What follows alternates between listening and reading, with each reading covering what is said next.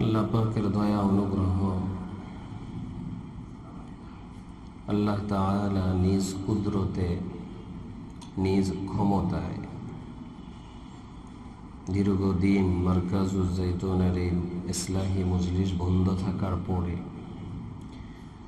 আবারও আজকে নতুন করে ইসলাহি মজলিসের শিরোনামে আমাদেরকে একত্রিত হয়ে নিজেদের ইসলাহ এর নিয়তে কিছু কথাবার্তা বলার এবং শোনার জন্য আল্লাহ তৌফিক দিয়েছেন। এজন্য সবাই অন্তরের গভীর থেকে কালিমাত শুকর আদায় করি, আলহামদুলিল্লাহ।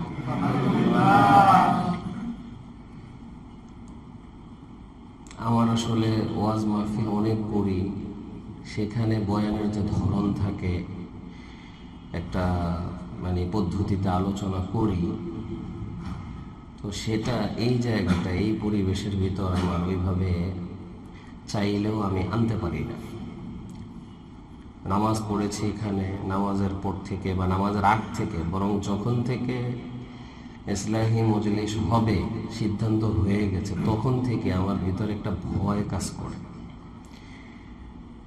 আমি আলহামদুলিল্লাহ এটা বলা যায় আমার বাবা মা এবং নানা নানি এই দিকের যারা, এদের যে ধারাবাহিকতা, সেই ধারাবাহিকতায় শিশু থেকেই বক্তা, আমাদের মানুষের সামনে বয়ান করতে, কথা বলতে কোনো ধরনের পেরেশানি হয় না, এটা একবারে সবসময়।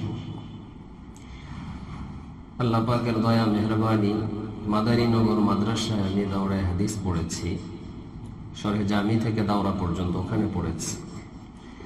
আমাদের দাওরার বছরটা ছিল 5ই মের বছর, যেটা পরিচিত 2013 সাল। আর পুরা বাংলাদেশে যত মাদ্রাসাগুলোর উপর ভয়াবহ অবস্থা গিয়েছে তার মধ্যে সবচেয়ে বেশি মারাত্মক অবস্থায় ছিল মাদারীনগর মাদ্রাসা। যেহেতু ওটা একেবারেই ঢাকার মুখ ছিল, চতুর্দিক থেকে মানুষ এসে ওখানে অবস্থান করেছিল, যার কারণে পরবর্তীতে বেশি পরিমাণে পেরেশানির সম্মুখীনও ওনারাই হয়েছে। আমরা ওই বছর দাওরায়ে হাদিস পড়ি, মাদ্রাসা দীর্ঘদিন বন্ধ।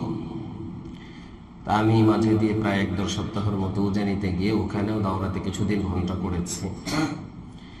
তো যখন একটু একটু স্বাভাবিক হওয়া শুরু হয়েছে, ওস্তাদরা এখনো কেউ মাদ্রাসায় নাই। একজন ওস্তাদ আছেন, হুজুরের নাম আর আমি অধমের নাম একই নাম, হযরত মাওলানা মাহমুদুল হাসান সাহেব দামাত বারাকাতুহুল আলিয়া, ওনাকে বলা হয় নাজিমে তারবিয়াত।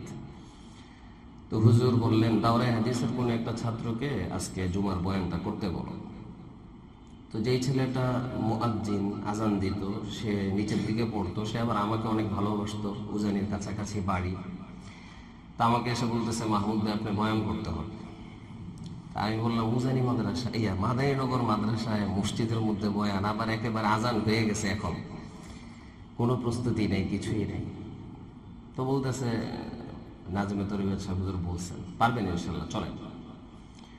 আলহামদুলিল্লাহ বয়ান করলাম, কোনো প্রস্তুতি নেই, কিছুই নেই, কি বলছি না বলছি আল্লাহই ভালো জানে। পরের সপ্তাহে মাদ্রাসা খুলে গেছে, পুরা মাদ্রাসা ওস্তাদ ছাত্র দিয়ে ভরা। আমার ওস্তাদ মুহতারাম মাদারীনগর মাদ্রাসার দাওরায়ে হাদিসের জিম্মাদার হযরত মাওলানা সিরাজুল হক সাহেব দামাত বারাকাতুহুল আলিয়া, ওনাকে বরুরার হুজুর বলা হয়। তো হুজুর আমাকে বললেন, তুমি গত সপ্তাহে কি বয়ান করছো? মানুষ তো এখন পুরো এলাকার সবাই এসে ধরছে, এই পোলারে আবার আগামী সপ্তাহ বয়ান দেয়, যার কারণে এখন হুজুররা সিদ্ধান্ত নিয়েছে আবারও তুমি বয়ান করতে হবে। আবারও বয়ান করলাম। বলার উদ্দেশ্য হলো, এরপরে আবার যখন বছর শেষ হয়ে যাচ্ছে তখন একদিন প্রয়োজন। তো মুহতামিম সাহেব বলতেছে, এর আগে যে ছেলেটা বয়ান করছিল তারে দিয়ে আবার বয়ান করা। এটা মাদারীনগরের ইতিহাসে প্রথম হয়েছে যে কোনো ছাত্র মাদারীনগরের মিম্বরে বা ওখানে বয়ান করেছে, জুমার বয়ান। এরপরে হয়তো 2-1 বার কেউ করেছে, সেটা ভিন্ন কথা। আমি একটা বিশেষ বিষয় বোঝানোর জন্য কথাটা বলছি। তার মানে আল্লাহ পাকের মেহরবানি, যেই পরিবারে আমার জন্ম, এই পরিবারের আমার মাও এমন, বাবাও এমন, যারা দ্বীনি কথাবার্তা বলতে কোনো ধরনের ঝিঝক নেই, খুব বলতে পারে। কিন্তু এই মজলিসটা আমার কাছে যখন থেকে ঘোষণা হয়েছে মজলিস হবে, তখন থেকে ভিতরে একটা ভয় কাজ করেছে ভয়টা কেন কাজ করছে এটা সামনাসামনিও বলে ফেলি, কোনো সমস্যা নেই। যারা এই মজলিসটার জন্য তলব তৈরি করেছেন, বসতে চান, আমি অধম নালায়েকের ক্ষুদ্র নজরে মনে হয়েছে যেন তারা আসলেই আল্লাহকে পেতে চায়। এদের দিলের ভিতরে আল্লাহর প্রতি একটা ভিন্ন রকম মহব্বত, ভালোবাসা, ভিন্ন একটা অবস্থা আছে। আমার ভিতরে ভয়টাই জায়গায় কাজ করছে, আসলে এদের দিলের খোরাকটাকে আমি দিতে পারবো কিনা। কারণ আমি তো আমার দিলের অবস্থা জানি, আমার দিলের হালত হইল গান্দা গান্দা। যারা তলব করছে তাদের দিল পরিষ্কার, আল্লাহ পাকের মেহরবানি, তারা চাচ্ছে অগ্রসর হতে। তারপরও আল্লাহ নবীর হাদিসের আলোকে এতটুকু আশা দিলের ভিতর তৈরি হয়েছে। হাদিসের মধ্যে আল্লাহ নবী বলেছেন, যখন কোনো জিম্মাদারি তোমাকে দিয়ে দেওয়া হয় ওয়াইনতা আলাইহা, তখন ভয় পাওয়ার কোনো কারণ নেই, তুমি জিম্মাদারি পালন করো, এই বিষয়ে তোমার সাহায্যকারী স্বয়ং আল্লাহ। যার কারণে আল্লাহর সাহায্যকে সামনে রেখে আমরা এখন আমাদের ইসলাহি মজলিসের এই কার্যক্রম আবার নতুন করে আরম্ভ করেছি।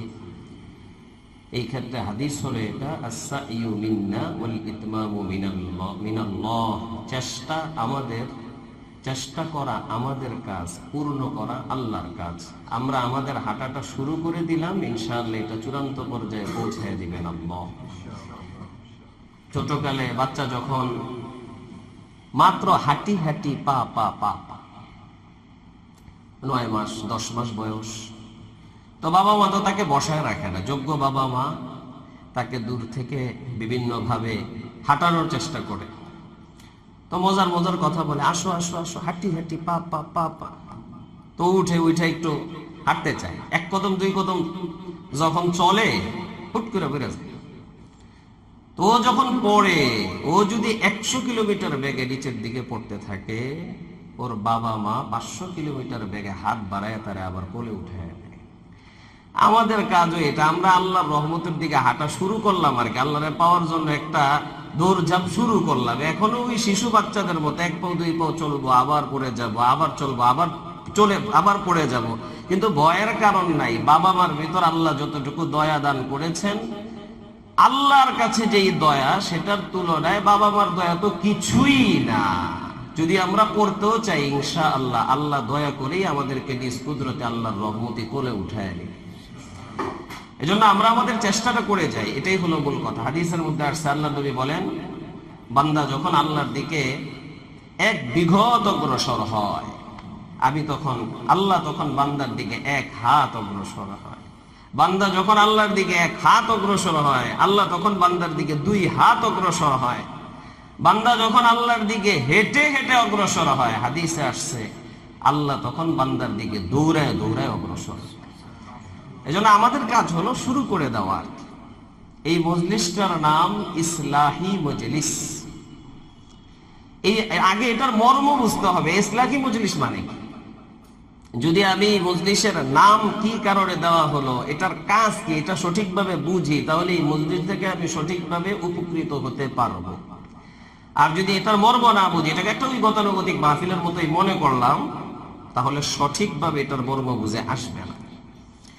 যত মাহফিল হয় ওগুলো সব দ্বীনি মজলিস, কোনো সন্দেহ নেই। কিন্তু তারপর আমাদের আহলুল্লাহরা ভিন্ন ভিন্ন ভাবে যে সমস্ত মজমাগুলো করেন, এই ধরনের ছোট ছোট প্রোগ্রাম, এগুলোকে আবার ইসলাহি মজলিস বা ইসলাহি মাহফিল কেন নাম দেন?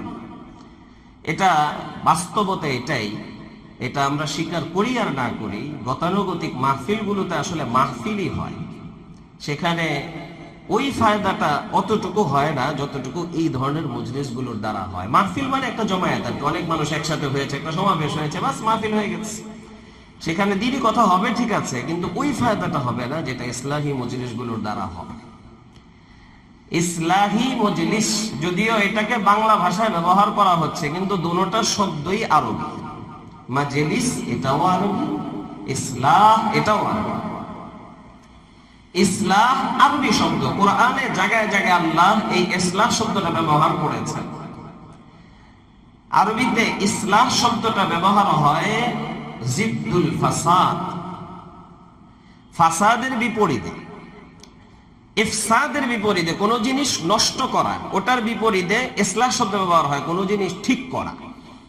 কোরআন শরীফ আল্লাহ তাআলা মুনাফিকদের বিষয়ে বলেছেন, وَإِذَا قِيلَ لَهُمْ لَا تُفْسِدُوا فِي الْأَرْضِ قَالُوا إِنَّمَا نَحْنُ مُصْلِحُونَ أَلَا إِنَّهُمْ هُمُ الْمُفْسِدُونَ وَلَكِنْ لَا يَشْعُرُونَ।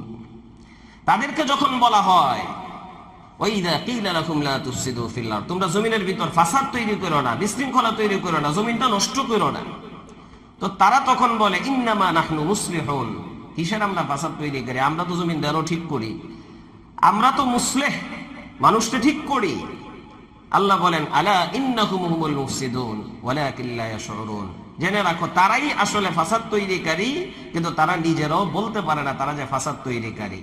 তো আমি মূলত এটা বোঝানোর জন্য ইসলাহ শব্দের অর্থ হলো কোনো কিছুকে সংশোধন করা, ঠিকঠাক করা। ইমাম রাগিব আসফাহানী রাহিমাহুল্লাহ ইসলাহের অর্থ করতে গিয়ে বলেন ইসলাহ হলো ইখরাজুশ শাইই আনিল ফাসাদি ইলা সলাহ। কোনো জিনিস নষ্ট হয়ে যাচ্ছে সেটাকে যে কোনো ভাবে চেষ্টা করে নষ্ট হওয়ার থেকে ভালো হওয়ার দিকে নিয়ে আসে। তা আমাদের ইসলাহ কি? আমাদের ইসলাহ, আমরা এটাকে বলি ইসলাহুন নফস। আমরা এই বুঝিসগুলো মূলত করে থাকি আমাদের আত্মার পরিশুদ্ধির জন্য, নফসের পরিশুদ্ধির জন্য, দিলটারে পরিশুদ্ধ করার জন্য, ঠিকঠাক করার জন্য। দিল ঠিক হবে কখন? বা সঠিক অর্থে ইসলাহ, ইসলাহের অর্থ যেটা সংশোধন করা। আরবিতে ইসলাহের একটা সংজ্ঞা আছে, তাহজিবুন নফসি ওয়া তাজকিয়াতুহা বিতাতহীরিহা মিনাল ওয়াজাইলিল খাবিসা ওয়া তাহাল্লিয়াতুহা বিত্তাআ হাত্তা তাস্তাকিমা আলা তাআতিল্লাহ। বান্দা নিজেকে বিভিন্নভাবে যত খারাপ গুণ আছে সবগুলো থেকে পবিত্র কইরা, যত ভালো ভালো গুণ আছে এগুলো ভিতরে ঢুকাইয়া আল্লাহর আনুগত্য কইরা, যত ফজিলতপূর্ণ ইবাদত আছে এগুলো কইরা নিজের অভ্যাসটা এমন ভাবে ঘরাইয়া উঠানো সে যেন সদা সর্বদা আল্লাহর আনুগত্যের উপরেই থাকতে পারে। হযরত একটা সাকিমুল উম্মত মুজাদ্দিদুল মিল্লাত হযরত মাওলানা আশরাফ আলী থানভী রাহিমাহুল্লাহ উনি বলতেন ইসলাহ হলো এটাই যে সব আখলাকে রজিলা এটার এজালা হয়ে যায়, আর সব আখলাকে হামিদা হাসানা এটার রুসুখ হয়ে যায়। রুসুখ মানে হলো মজবুত, আর এজালা মানে হলো দূরীভূত হওয়া। যত ধরনের খারাপ বৈশিষ্ট্য আছে সব আমার থেকে দূর হয়ে গেছে, যত ভালো বৈশিষ্ট্য আছে সেটা আমার ভিতর পরিপূর্ণরূপে মজবুতির সাথে বসে গেছে, এটার নাম হলো ইসলাহ। এই ইসলাহি মজলিসগুলোতে আমাদেরকে এটাই শেখানো হয় যে আমাদের একেবারে মাথা থেকে নিয়ে পাও পর্যন্ত যতগুলো অঙ্গ আছে প্রত্যেকটা অঙ্গ কিভাবে পরিপূর্ণরূপে সংশোধন হয়ে আল্লাহ যেইভাবে চায় ওইভাবে আমরা প্রত্যেকটা অঙ্গকে পরিচালিত করতে পারি। এটা হলো ইসলাহি মজলিসের উদ্দেশ্য। আমার হযরত মুফতি সাহেব দামাত বারাকাতুহুমুল আলিয়া, ইন্ডিয়াতে আমি যে হুজুরের কাছে ইফতা পড়েছি, ওনার নাম হলো হযরত মাওলানা মুফতি আরশাদ বাজেরি দামাত বারাকাতুহুমুল আলিয়া। ওনার কাছে আমার ইসলাহি সম্পর্ক এখনো আছে। উনি হলেন খলিফা মুহিউস সুন্নাহ হযরত মাওলানা শাহ মোহাম্মদ আবরাউল হক সাহেব হারদুই রাহিমাহুল্লাহ, হারদুই হযরত যাকে বলা হয় উনার খলিফা। তো উনি একবার বললেন কামেল দিনদার কাকে বলে? কামেল দিনদার। তা কামেল দিনদারকে দিনদার, কামেল না দিনদার, আমরা বলি দিনদার। এই ইসলাহের মাকসাদটা হলো আমরা দিনদার হিসেবে সাব্যস্ত হওয়া, সঠিকভাবে আমরা দিনদার হয়ে যাওয়া। দিনদারকে যে কামালে দিনের কামালে অনুসরণ করে, কামালে ইত্তেবা করে, তার মানে কি? দিন তো সামান্য কয়েকটা জিনিস মানার নাম না, দিন অনেক কিছু মানার নাম। দিনের অনেক বড় গণ্ডি আছে, ইবাদাত, মুআমালাত, মুআশারাত, আখলাক, আরো অনেক কিছু আছে। এই সব কিছুর ক্ষেত্রে পরিপূর্ণরূপে দিনকে যে মানতে পারে, পরিপূর্ণরূপে দিনের অনুসরণ যে করে, সে দিনদার। এখন দেখা গেছে কিছু মানুষ নামাজ পড়ে, রোজা রাখে, হজ পালন করে, যাকাত দেয়, কিছু ইবাদত করে, আবার কিছু ইবাদত ছাড়ে, আবার কিছু গুনাহও সে ছাড়ে। সব গুনাহ তো আর সে করে না, অনেক গুনাহ সে অটোমেটিক ছেড়ে দেয়, আবার কিছু গুনাহ করেও। এই এতটুকু হলে একটা লোককে দিনদার বলা যায় না। এটাকে হুজুর উদাহরণ দিতেন এইভাবে, মনে করেন একজন ব্যক্তিরে বলা হয় মালদার। মালদার মানে সে ধনী মানুষ, সম্পদশালী মানুষ, তো 10 টাকা এটাও তো মাল, 1000 টাকা এটাও তো মাল, 100 টাকা এটাও তো মাল। এখন কেউ যদি 10 টাকার মালিক হয় তারে কেউ মালদার বলে না, কেউ যদি 100 টাকার মালিক হয় তারে কেউ মালদার বলে না, কেউ যদি 10,000 টাকার মালিক হয়ে যায় তারেও কেউ মালদার বলে না। মালদার হওয়ার জন্য সমাজে একটা নির্দিষ্ট পরিমাণ আছে, যেটাকে বিশাল বড় অঙ্ক হিসেবে ধরা হয়। যদিও শরীয়তের আলোকে ওটার অঙ্ক অনেক বড় না, যারা যাকাত দিতে হয় তারা সবাই মালদার, শরীয়তের আলোকে তাদেরকে মালদার মনে করা হয়। তারপরে সেটার একটা বড় নেশাব আছে। 10 টাকার মালিক হইলে তো কেউ তারা মালদার বলে না, 100 টাকা 1000 টাকার মালিক হইলে কেউ তারা মালদার বলে না। শরীয়তে 1000 বিধান আছে, আমি তার মধ্যে 10টা মানি, 20টা মানি, 50টা মানি, 100টাই মানি ধরলাম। এই 100টা মানার দ্বারা আমি দিনদার হয়ে যাব, এটার কোনো সুযোগ নাই। দিনদার হওয়ার পদ্ধতি একটাই, সেটা হলো কামালে দ্বীনের কামালে ইত্তেবা, পুরা দ্বীনের পুরা অনুসরণ। 100 অনুসরণ যদি আমার ভিতর পাওয়া যায় তখন আমি কামেল ভাবে দিনদার হতে পারলাম। আমার ক্ষেত্রে দিনদার শব্দের ব্যবহার করাটা ঠিক হবে। আল্লাহ কোরআন শরীফের মধ্যে আউলিয়া আল্লাহ কারা, আল্লাহর ওলি কারা, তাদের পরিচয় দিতে গিয়ে বলেছেন, আলা ইন্না আউলিয়া আল্লাহ লা খাউফুন আলাইহিম ওয়ালা হুম ইয়াহজানুন আল্লাযীনা আমানু ওয়া কানু ইয়াত্তাকুন। আলা ইন্না আউলিয়া আল্লাহ, নিশ্চয়ই আউলিয়া আল্লাহ তারা, আল্লাহর ওলি তারা। আল্লাহর ওলি কারা ওটার পরিচয় দেওয়ার আগে আল্লাহ তাদের ফজিলতের কথা বলেন, লা খাউফুন আলাইহিম ওয়ালা হুম ইয়াহজানুন, তারা কখনো ভয় পাবে না, তারা কখনো চিন্তিত হবে না, তারা কখনো পেরেশানির মধ্যে পড়তে হবে না। আউলিয়া আল্লাহ যারা হবে আখিরাতে তারা ভয় পাবে না, চিন্তিত হবে না। তাফসীরের দিকে আমি যাচ্ছি না, আমি যে কথাটা বোঝানোর জন্য বললাম। এরপর আল্লাহ কয় পরিচয় কি, আল্লাযীনা আমানু ওয়া কানু ইয়াত্তাকুন। দুইটা গুণ যদি কারো মধ্যে পাওয়া যায় তারে আল্লাহর ওলি বলা হয়, আউলিয়া আল্লাহ বলা হয়। 1 নম্বর গুণ হলো ঈমান আনা। বলেন 1 নম্বর গুণ কি আনা? 2 নম্বর গুণ ওয়া কানু ইয়াত্তাকুন, সদা সর্বদা গুনাহ ত্যাগ করা, সদা সর্বদা তাকওয়া অবলম্বন করা। এই 2 গুণ যার মধ্যে পাওয়া যায় তাকে বলে আউলিয়া আল্লাহ। ওয়া কানু ইয়াত্তাকুন, এখানে তো উপরের জামাতের কোনো ছাত্র নাই, সবই নিচের মানে হেফজখানা মক্তবের ছাত্র, এরা তো আর বেশি বুঝবে না। এটাকে আরবি গ্রামার হিসেবে বলা হয় মাজি ইস্তেমরারি। হুজুররা আছে তো মাজি ইস্তেমরারি, যেটা সদা সর্বদা বুঝায়। তার মানে কি, সব সময় তাকওয়া অবলম্বন করে। তাকওয়া বলেন না, সব সময় কি অবলম্বন করে? তাকওয়ার ব্যাখ্যা তো অনেক লম্বা, আমি ছোট করে বলে দিই। তাকওয়ার ব্যাখ্যা মুফাসসিরিনরা করেন, ইমতিসালু আওয়ামিরিল্লাহি সুবহানাহু ওয়া তাআলা ওয়াল ইজতিনাব আন নাওয়াহি। আল্লাহ যা যা করতে বলল করা, আল্লাহ যা যা ছাড়তে বলল ছাড়া, এটার নাম তাকওয়া। আল্লাহ যা যা করতে বলছেন করা, যা যা ছাড়তে বলছেন ছাড়া। এটারে আমি আরো সংক্ষেপে বলি, গুনাহটা ছেড়ে দেওয়া। বলেন কি ছেড়ে দেওয়া? গুনাহ ছাড়ছে, তার মানে তাকওয়া অর্জন হয়ে গেছে। আল্লাহ বলেন যে সদা সর্বদা গুনাহ ছাড়ে। এজন্য আহলুল্লাহরা বলে যে একটা গুনাহ নিয়মিত করে, একটা গুনাহই করে নিয়মিত করে। কথার কথা, চোখের গুনাহ নিয়মিত করে, বা মুখ দিয়ে গীবতের গুনাহ নিয়মিত করে, হাতের গুনাহ নিয়মিত করে। একটা গুনাহ সে নিয়মিত করে, যেটার থেকে প্রকৃত অর্থে সে তওবা করে না, আর কোনো গুনাহই করে না। এমন একটা গুনাহ যদি নিয়মিত কেউ করে, সে কোনোদিন আল্লাহর ওলি হতে পারে না। আল্লাহর ওলির 2টা স্তর আছে। একটা স্তরের ওলি তো আমরা সবাই। ওলি মানে বন্ধু। বলেন ওলি মানে কি? বন্ধু। ওলির এক অর্থ হয় অভিভাবক, আর এক অর্থ হয় বন্ধু। হযরত জি মুসিফুল্লাহ খান সাহেব রাহমাতুল্লাহ আলাইহি বলতেন, সব ঈমানদার এক পর্যায়ে আল্লাহর বন্ধু। আল্লাহ কোরআন শরীফে সূরাতুল বাকারায় বলেছেন, আল্লাহু ওয়ালিয়ুল্লাযীনা আমানু ইখরিজুহুম মিনাজ-যুলুমাতি ইলান-নূর। যত ঈমানদার আছে সব ঈমানদারের বন্ধু হলো আল্লাহ। যত ঈমানদার আছে সব ঈমানদারের বন্ধু কে? তার মানে বোঝা যায় যে ঈমান আনছে তার সাথে আল্লাহর সাথে একটা বন্ধুত্বতা তৈরি হয়েছে। বাকি বন্ধুই বন্ধু, তারতম্য আছে তো। একটা সম্পর্ক তৈরি হয়েছে আল্লাহর সাথে, যে সম্পর্কের দ্বারা জাহান্নাম থেকে বাঁচার একটা রাস্তা তার হয়ে গেছে। কিন্তু এখনো যেটাকে আল্লাহর ওয়ালি প্রকৃত অর্থে বলা হয় সেটা হয় নাই। সেটা কখন হতে পারবে? যখন পরিপূর্ণরূপে গুনাহ থেকে নিজেকে বাঁচাইতে পারবে। সবচেয়ে বড় ওয়ালি কে? সোজা কথা, গুনাহ ছাড়তে পারে যে।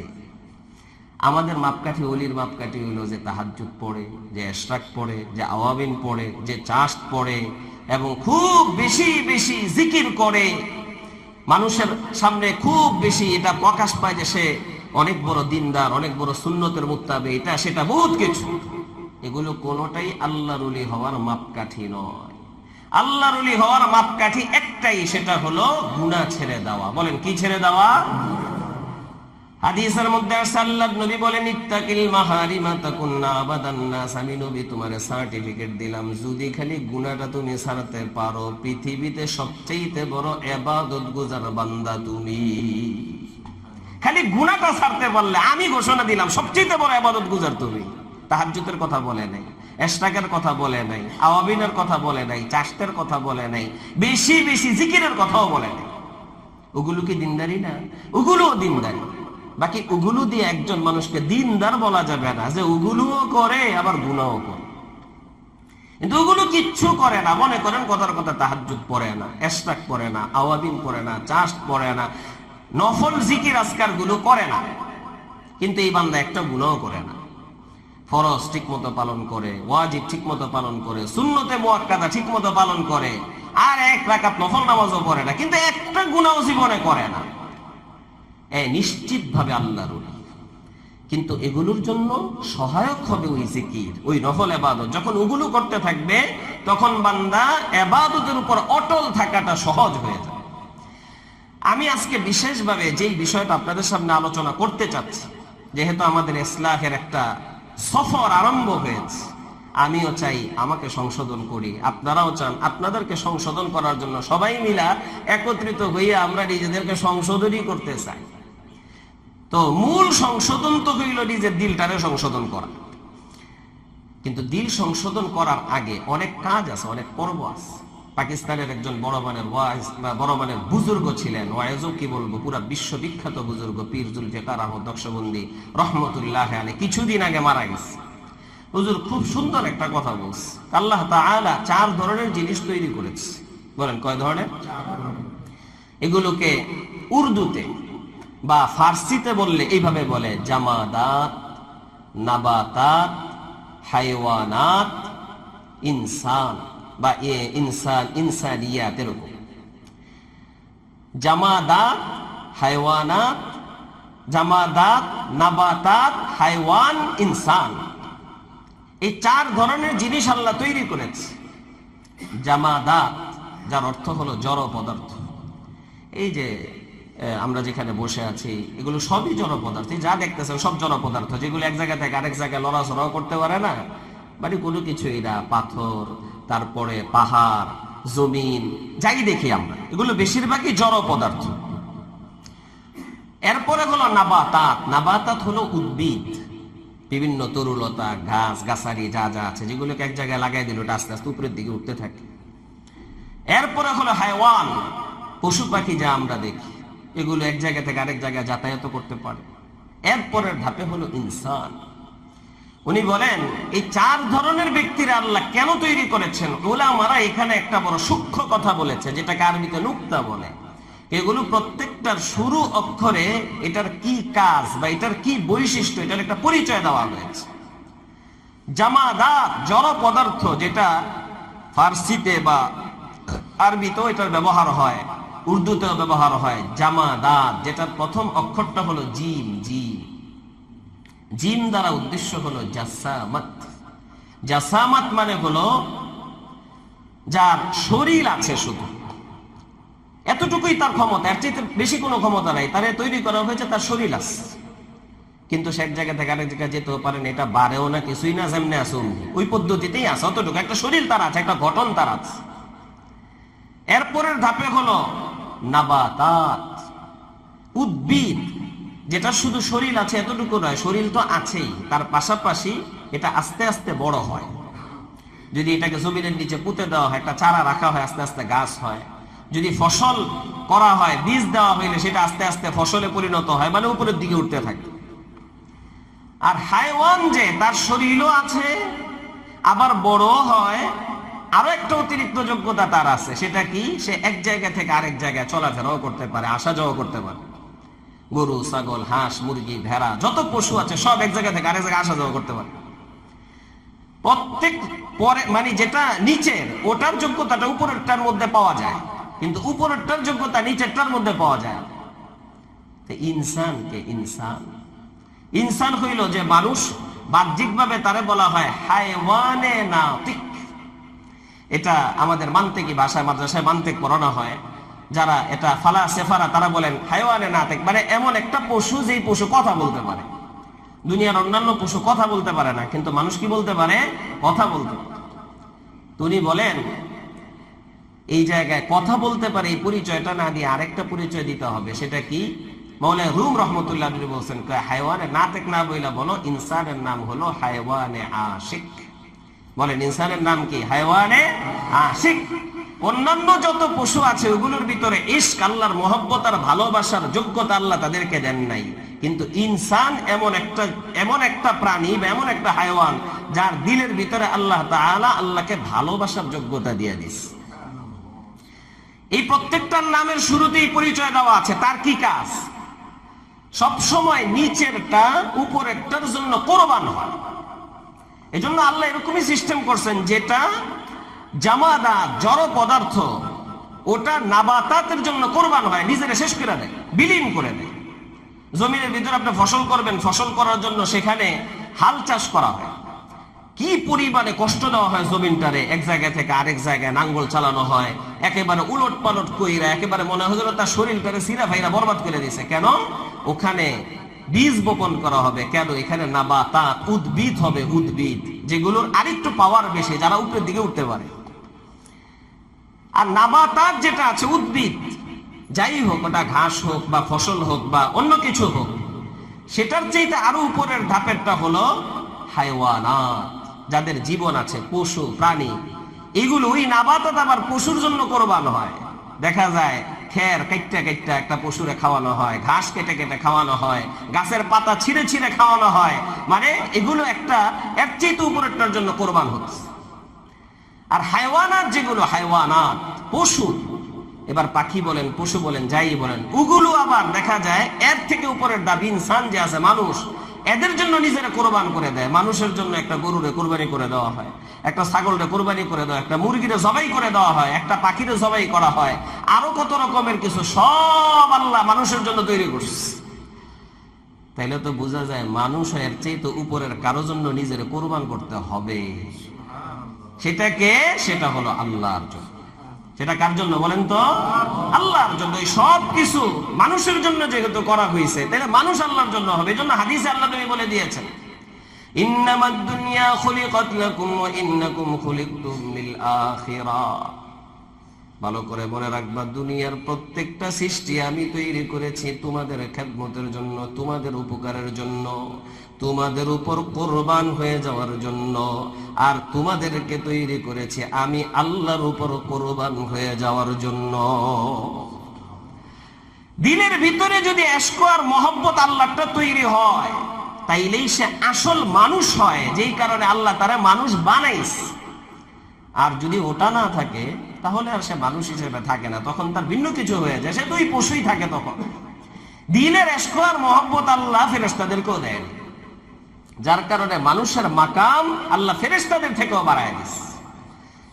ফেরেশতারা তো হইল একরকম, আপনি উদাহরণ হিসেবে মনে করতে পারেন রোবটের মতো। রোবট, এখন বর্তমানে রোবট তৈরি করা হয়, বহু কোম্পানি রোবট দ্বারা পরিচালিত, বহু দোকান রোবট দ্বারা পরিচালিত, কোনো মানুষ এখানে কাজ করে না। এখন তো হজে উমরায় বিভিন্ন জায়গায় রোবট পানি বিতরণ করে, এটা করে সেটা করে। তার কি কাজ? রোবটের কি কাজ? তারে যেটা দেওয়া হয়েছে সেটাই সে করতে থাকে, ভিন্ন আর কিছু করে না। তার ভিতরে কোনো ইশক মহব্বত ভালোবাসা আছে, মালিকের ওয়ার্ডার, যার কারণে খুব মহব্বতের সাথে আমি কাজটা করবো। বিষয়টা এমন না, তারে তৈরি করা হয়েছে এমনি যে তারে যেই কাজে লাগাবে সে সেই কাজই করবে, ভিন্ন কিছু করতে পারবে না। ফেরেশতাদের ক্ষেত্রে আল্লাহ বলছেন, লা ইয়াসুনাল্লাহা মা আমারহুম ওয়া ইয়াফআলুনা মা ইউমারুন। আল্লাহর আদেশের অমান্য করে না, আল্লাহ যা আদেশ করেন তাই করে। তাইলে বোঝা যায় অমান্য না করলেই যে আল্লাহর খুব বেশি কাছে চলে যাওয়া যায় বা আল্লাহর ভালোবাসা তৈরি হয়ে যায়, বিষয়টা এমন না। তাদের দিলের ভিতরে আল্লাহর ইশক ও মহব্বত ভালোবাসা দেওয়া হয় নাই, কিন্তু ইনসানের দিলে আল্লাহ তাআলা এই বৈশিষ্ট্যটা অতিরিক্ত দান করছেন, যেটা ভালোবাসা বলা হয়। ভালোবাসা এটা একমাত্র আমাদেরকেই দেওয়া হয়েছে। যখন কোনো কারণে ইনসান গুনাহ করে, তখন আবার আল্লাহর দিকেই ফিরে যায়, আল্লাহর মহব্বত আর ভালোবাসা নতুন করে সে তার দিলের ভিতরে তৈরি করার চেষ্টা করে। আমাদের এই ইসলাহি মজলিসের মাকসাদটা হলো আমাদের প্রত্যেকটা অঙ্গ প্রত্যঙ্গ যেন সংশোধন হয়ে যায়। আমি এই বিষয়টা এখন জায়গায় জায়গায় বলার চেষ্টা করি। এই যে সামনে আপনার শাওয়াল, কি বলে, জিলহজ মাস আরম্ভ হচ্ছে। কোরআন শরীফে আল্লাহ তাআলা এই মাসের বিশেষ গুরুত্বের কথা বলেছেন, আর হাদিসে তো আল্লাহ নবী বলেছেন। আমি আজকেও বয়ানের মধ্যে বলে এসেছি জুমুআতে, এই 10 দিন, সামনে যে 10 দিন আসতেছে, 9 দিন, এগুলো তো আপনারা জুমার বয়ানে শুনেন, এই জন্য ওই বিষয়ে কথা বলবো না আমি। তো এই 10 দিনের বিশেষ একটা আমল হলো এটা, আল ইজতিনাব আনিল মাআসি কুল্লিহা, সব ধরনের গুনাহ থেকে নিজেকে বাঁচিয়ে রাখা। বলেন কি থেকে বাঁচানো? সূরা তাওবার 36 নম্বর আয়াত, হাফিজি কোরআন শরীফের 10 নম্বর পারার 11 নম্বর পৃষ্ঠার শেষের দিকে মাঝামাঝি আল্লাহ বলেন, ইন্না ইদ্দাতাশ শুহুরি ইনদাল্লাহি 12 শাহরা। আল্লাহ যেই দিন থেকে আসমান জমিন তৈরি করেছেন, ওই দিন থেকে আল্লাহ এটা নির্ধারণ করে দিয়েছেন বৎসর 12 মাসে হয়। বলেন কয় মাসে? মিনহা আরবাতুন হুরুম, ওই 12 মাসের মধ্যে আল্লাহ 4টা মাস হারাম মাস হিসেবে নির্ধারণ করেছেন। হারাম মানে সম্মানী মাস। ওই 4 মাস কোন 4 মাস ওটা আল্লাহ কোরআনে বলেন নাই, আল্লাহর নবী হাদিসের মধ্যে বলেন ওই 4 মাস হলো সালাতুন মুতাওয়ালিয়া, 3টা মাস লাগাতার। সেই 3টা মাস হলো যুলকাদা ওয়া যুলহিজ্জা ওয়াল মুহররম। এই 3টা মাস একসাথে জিলকদ মাস, জিলহজ মাস, মুহররম মাস। আর একটা মাস অনেক পরে গিয়ে আসে, সেটা হলো ওয়া রজব মুযর আল্লাযী বাইনা জুমাদা ওয়া শাবান। সেটা হলো রজব মাস, যেটা শাবান মাসের আগে আসে, জুমাদা সানিয়ার পরে আসে। এই 4 মাসকে আল্লাহ বিশেষ সম্মান দান করেছে। এই 4 মাসের মধ্যে তোমরা কি করবা? আল্লাহ বলেন ফালা তাজলিমু ফীহিন্না আনফুসাকুম। এই 4 মাসের মধ্যে তোমরা নিজেদের উপর নিজেরা জুলুম করবা না। নিজেদের উপর নিজেরা জুলুম করবা না। নিজেদের উপর নিজেরা কি করবা না? এটা আবার কেমন কথা? এটা মানুষের বলা লাগে আবার, যে নিজেদের উপর নিজেরা কি করবা না? জুলুম করবা না। নিজের উপরে নিজে আবার কে জুলুম করে? জুলুম তো মানুষের উপরে করে, নিজের উপরে কি কেউ জুলুম করে? জুলুমের ব্যাখ্যা আমরা জানি না, যার কারণে এটা ভিতরে আসে। নিজের উপর জুলুমের মানে কি? যেই বান্দা গুনাহ করলো সেই নিজের উপর জুলুম করলো। হযরত আদম আলাইহিস সালামকে আল্লাহ তাআলা পাঠিয়ে দিলেন দুনিয়াতে। হযরত আদম আলাইহিস সালাম কোনো গুনাহ করেন নাই। উনি আল্লাহ যেই হুকুমটা করেছিলেন সেই হুকুমটা ভুলে গিয়েছিলেন। ভালো করে এই কথা মনে রাখতে হবে। বিশ্বাস আহলুস সুন্নাহ ওয়াল জামাত যে নবীরা কখনো কোনো গুনাহ করতে পারে না। হযরত আদম আলাইহিস সালামের থেকে যেটা হয়েছে সেটা কি? ভুল হয়েছে। আল্লাহ বলছিল নিষিদ্ধ কাজের কাছে যাবা না। হযরত আদম আলাইহিস সালাম সেটা ভুলে গেছে। কোরআন শরীফে আল্লাহ নিজেই বলেছেন ফানাসিয়া আদম, আদম ভুলে গেছে। ভুললে এটা অন্যায় হিসেবে ধরা হয় না। আমরা রমজানের মাসআলা জানি, কেউ যদি ভুলে একেবারে পেট ভরেও পানি খায়, একেবারে তৃপ্তি সহকারে পানি পান করেছে, পেট ভরে খাবার খেয়েছে, স্ত্রী সহবাস করে ফেলেছে দিনের বেলা রোজা রাখা, মনেই নাই যে হ্যাঁ রোজাদার। আপনারা এই গোটা মাসআলা আশা করি জানেন। বলেন তো তার রোজা ভাঙবে? রোজা ভাঙবে না, কোনো গুনাহও হবে না। আল্লাহ নবী হাদিসে বলছে তারা আল্লাহই খাওয়াইছে, আল্লাহই পান করাইছে, যেহেতু ভুলেই গেছে। তাহলে ভুলে গেলে তার কোনো কি হয় না? গুনাহ হয় না। হযরত আদম আলাইহিস সালামের কোনো গুনাহ হয় নাই, কিন্তু তারপরও তো হযরত আদম তো আদম। কারণ সম্পর্কটা আল্লাহর সাথে কেমন? হাদিসের মধ্যে আছে, আল্লাহ নবী বলে একমাত্র আদম এমন, ওই আদমের পুরাটা শরীর আল্লাহ নিজে নিজের কুদরতি হাত দ্বারা বানাইছে। নাকটাও আল্লাহ বানাইছে, চোখটাও আল্লাহ বানাইছে, কানটাও আল্লাহ নিজে বানাইছে, গালটাও আল্লাহ বানাইছে, হাতটাও বানাইছে, পাউটাও বানাইছে। তাহলে আদমের সাথে সম্পর্কটা কেমন, মহব্বতটা কেমন? বাকিগুলোরে তো আল্লাহ খালি আদেশ দিছে না, রূহ হিসেবে হয়ে গেছে। বাকিগুলো আল্লাহ নিজের হাতে বানাইছিল এরকম না। হযরত আদম আলাইহিস সালাম নিজের হাতে আল্লাহ বানাইছে পুরাটা শরীর। সে আদম যখন আল্লাহর হুকুম ভুলে যায়, তো এটা অন্যায় না হইলেও অন্যায়। কাছের মানুষ যদি একটা কথা ভুলে যায় তাহলে এটা অনেক সময় মানা যায় না। মিয়া দূরের মানুষ ভুলতে একটা কথা, আপনার মতো মানুষ ভুলে গেল এই কথাটা, এটা কেমনে হয়? অন্যায় না, কিন্তু তারপরে এটা মানা যায় না। এটাকে আমাদের আরবিতে বলে হাসানাতুল আবরার সাইয়্যাতুল লিল মুকাররাবিন। একেবারে খুব বেশি কাছের যারা, তারা যদি একটা ভালো কাজও করে যেটা তুলনামূলক কম ভালো, এটা একটা দূরের মানুষ ভালো মনে, দূরের মানুষ করলে ভালো মনে করা হবে, কিন্তু কাছের মানুষটা করলে ভালো না খারাপ মনে করা হবে। হযরত আদম আলাইহিস সালাম আল্লাহ পাঠিয়ে দিল দুনিয়াতে, দীর্ঘদিন কান্নাকাটি আল্লাহর কাছে তওবা তওবা তওবা তওবা, দুজন করতেছে, স্বামী স্ত্রী দুজন। কি বইলা তওবা করে? রব্বানা যালামনা আনফুসানা ওয়া ইল্লাম তাগফির লানা ওয়া তারহামনা লানাকুনান্না মিনাল খাসিরিন। ও রব, যালামনা আনফুসানা, আমি আমার উপর জুলুম করছি। বলেন না কি করছে? জুলুম, জুলুম। বলেন না কি করছে? আয়াতটা পড়েন সবাই, বলেন রব্বানা যালামনা আনফুসানা ওয়া ইল্লাম তাগফির লানা ওয়া তারহামনা লানাকুনান্না মিনাল খাসিরিন। বেশি বেশি আয়াত পড়ার চেষ্টা করবেন। দোয়ার ভিতরে কমপক্ষে 4টা কোরআন শরীফের দোয়া করার চেষ্টা করবেন। একটা হলো এটা, রব্বানা যালামনা আনফুসানা ওয়া ইল্লাম তাগফির লানা ওয়া তারহামনা লানাকুনান্না মিনাল খাসিরিন। 2 নম্বর দোয়া, রব্বানা আতিনা ফিদ দুনিয়া হাসানা ওয়া ফিল আখিরাতি হাসানা ওয়া কিনা আযাবান নার। 3 নম্বর দোয়া, রব্বানা লা তুযিগ কুলুবানা বা'দা ইয হাদাইতানা ওয়া হাব লানা মিন লাদুনকা রাহমা ইন্নাকা আনতাল ওয়াহ্হাব। 4 নম্বর দোয়া, রব্বানা হাব লানা মিন আজওয়াজিনা ওয়া যুররিয়াতিনা কুররাতা আ'য়ুনি ওয়াজআলনা লিল মুত্তাকিনা ইমামা। এই 4টা দোয়া আমরা দোয়ার ভিতর করার চেষ্টা করব। প্রত্যেকটার সাথে অনেক ভালো ভালো ঘটনা লুকায়িত আছে। হযরত আদম আলাইহিস সালাম আল্লাহর কাল্লামে জুলুম করছে। হযরত আদম আলাইহিস সালাম কোনো গুনাহও করে নাই, খালি ভুলে গেছে, তারপরও কয় জুলুম করছে, জুলুম। আর আমরা তো গুনাহ করতেই থাকি। দোয়াগুলোর একটু সংক্ষিপ্ত বিষয় বলে দিচ্ছি মনে থাকার জন্য, যেন গুরুত্ব তৈরি হয় নিয়মিত এই দোয়াগুলো করার জন্য। এক সাহাবী আল্লাহর কাছে বলেন, আল্লাহ, আমি আখিরাতে জাহান্নামে যে আযাব দিবে তুমি, আযাব সহ্য করার ক্ষমতা আমার নাই। তুমি যদি আমার আযাব দেওয়ার কোনো মনোভাব থাকে, সিদ্ধান্ত থাকে, তাহলে দুনিয়াতেই সব দিয়ে আখিরাতের আযাব কি করতে পারবো না, গ্রহণ করতে পারবো। তো বুঝে নাই, দোয়া এটা করে ফেলছে, আল্লাহ কবুলও করে ফেলছে। দোয়া কিন্তু করতে বড় সাবধান। বহু সময় এমন থাকে বান্দা আল্লাহর কাছে চাইতে দেরি হয়, আল্লাহ সেটা কবুল করতে দেরি করেন না। এই সাহাবী একেবারে মোটা সোটা সুঠাম দেহের অধিকারী, অনেক সুন্দর ছিল। আস্তে আস্তে আস্তে আস্তে আস্তে আস্তে এত সংকীর্ণ হওয়া শুরু হইল, একেবারে পাখির বাচ্চার মতো শরীরের গোশত টোস্ত সব শুকিয়ে গেছে। তারে চুলকারি রোগ ধরলো, এটা ধরলো সেটা ধরলো, মারাত্মক অসুস্থ। আল্লাহ নবী বিষয়টা এইভাবে দেখে বুঝতে পারলেন যে কোনো একটা বিষয় ঘটেছে। তারে জিজ্ঞেস করলো, আচ্ছা কি হয়েছে তোমার, হঠাৎ করে তুমি এত ভালো ছিলা, এত সুস্থ ছিলা, এত অসুস্থ হয়ে পড়লা কেন? হুজুর, আমি আল্লাহর কাছে দোয়া করছি, আল্লাহ আমারও যদি জাহান্নামে আযাব দেওয়ার থাকে, জাহান্নামের আযাব বরদাস্ত করার মতো অবস্থা আমার নাই। তুমি যদি আমার আযাব দাও তাহলে দুনিয়াতেই দিয়া। আল্লাহ বলে, আরে তুমি কি আল্লাহ দুনিয়ায় যেটা দিবে এটাও বরদাস্ত করতে পারবা? এই ক্ষমতা তোমার আছে? তুমি আল্লাহর কাছে দোয়া করো, রব্বানা আতিনা ফিদ দুনিয়া হাসানা ওয়া ফিল আখিরাতি হাসানাতাও ওয়া কিনা আযাবান নার। আল্লাহ দুনিয়াতেও সুখ শান্তি দাও, ভালো দাও, আখিরাতেও সুখ শান্তি দাও, ভালো দাও। এক জায়গায় আমারে কোনো প্রয়োজন করো না।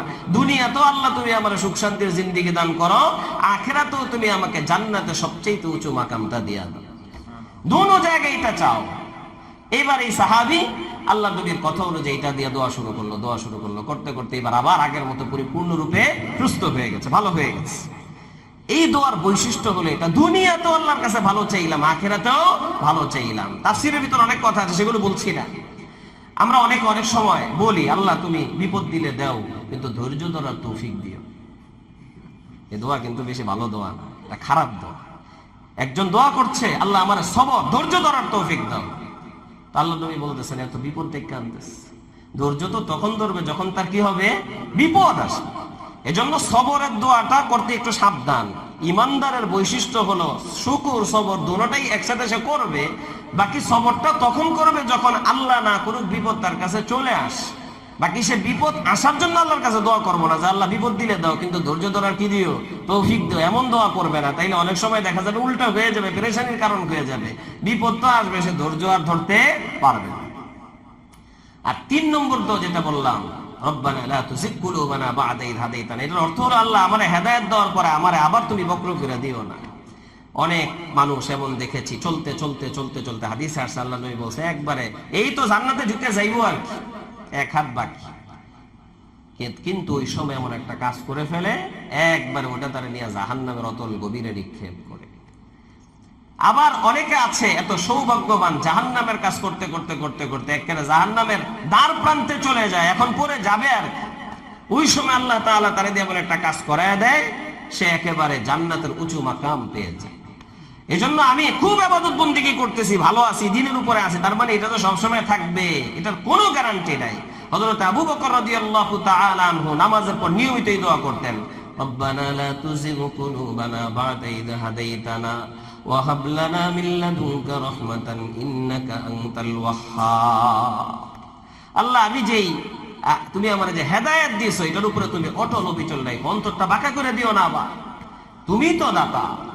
3 নম্বর দোয়া এটা। 4 নম্বর হলো সন্তান এবং নিজেদের সুখ শান্তির জন্য এই দোয়াটা বেশি করা দরকার, রব্বানা হাব লানা মিন আজওয়াজিনা ওয়া যুররিয়াতিনা কুররাতা আ'য়ুন ওয়াজআলনা লিল মুত্তাকিনা ইমামা। এটা দোয়ার কথা আসলে এই জন্য ফাঁকি দিয়ে বলে দিলাম। মূলত আমি যেটা বলছিলাম, জুলুম কি? জুলুম হইল গুনাহ করা। হযরত আদম আলাইহিস সালাম আল্লাহ যেই গাছের কাছে যাইতে নিষেধ করছে, শুধু অতটুকু পালন ভুলে গেছে, ভুলে করে ফেলছে, আল্লাহ নামায় দিল। হযরত আদম আল্লাহর কাছে আল্লাহ আমি জুলুম করে ফেলছি, জুলুম গুনাহ করে ফেলেছি। এই জন্য সামনে যে 10টা দিন আসবে, এই 10 দিন কমপক্ষে ট্রেনিং এর নিয়তে হইল, পরীক্ষামূলক হইল, আমরা গুনাহ থেকে বেঁচে থাকার চেষ্টা করব। রাজি আছি তো ইনশাআল্লাহ? এই 10 দিন কমপক্ষে চেষ্টা করি। এরপরেরটা আমি বললাম না, আমি ছাত্রদেরকে মাঝে মাঝে একদিনের জন্য ট্রেনিং দিই, 2 দিনের জন্য। আমি কই যে একদিন 24 ঘন্টা তুমি কারোর সাথে কোনো কথাবার্তা বইল না, জরুরি কথার বাহিরে কোনো কথা কইও না। একদিন শুধু পুরাটা সময় কাজে লাগাও পড়াশোনা করে। একদিন লাগানোর পরে তোমার দিলের ভিতরে যদি এটা কাজ করে যায়, আমার আজকের দিনটা অতীতের সব দিনের চাইতে সেরা ছিল, এবার তুমি সামনের দিনগুলো নিয়ে ভাবো যে এইভাবে আজকের দিনের মতোই চালাইবা না অতীতের দিনগুলোর মতো চালাইবা, এটা তোমার সিদ্ধান্ত। বাকি একদিন পরীক্ষামূলক করে দেখো। আমি বলি 10টা দিন কমপক্ষে পরীক্ষামূলক আমরা গুনাহটা ছাইরা দেখি, এরপরে সিদ্ধান্ত নিব আমার জীবনটাকে 10 দিনের মতোই চালাবো না অতীতের মতো চালাবো, সিদ্ধান্ত পরে। কমপক্ষে 10টা দিন গুনাহটা ছাড়বো। রাজি আছি তো ইনশাআল্লাহ? গুনাহ স্বাভাবিকত মানুষের, আমি বলি 2টা অঙ্গ দিয়া হয়। বলেন কয় অঙ্গ দিয়া? একটা হইল মুখ দিয়া আর আরেকটা হইল চোখ দিয়া। এই 2টা হইল মূল, বাকিগুলো সব এগুলোর সাথে সম্পৃক্ত। চোখ দিয়া যখন আজে বাজে জিনিস দেখতে থাকে, তো তখন এটাই তাকে হাতের অপব্যবহারের কারণ হয়ে যায়, তার লজ্জাস্থানের অপব্যবহারের কারণ হয়ে যায়, আরো অনেক গুনাহের কারণ হয়। মুখ দিয়া গুনাহ করতে থাকে, 2 সময় 2টা গুনাহ। যখন একা একা থাকে তখন বেশিরভাগ চোখ দিয়া গুনাহ করে, আর যখন সকলের সামনে থাকে, মজমার মধ্যে থাকে, 2-4 জন একসাথে আছে, তখন বেশিরভাগ মুখ দিয়া গুনাহ করে।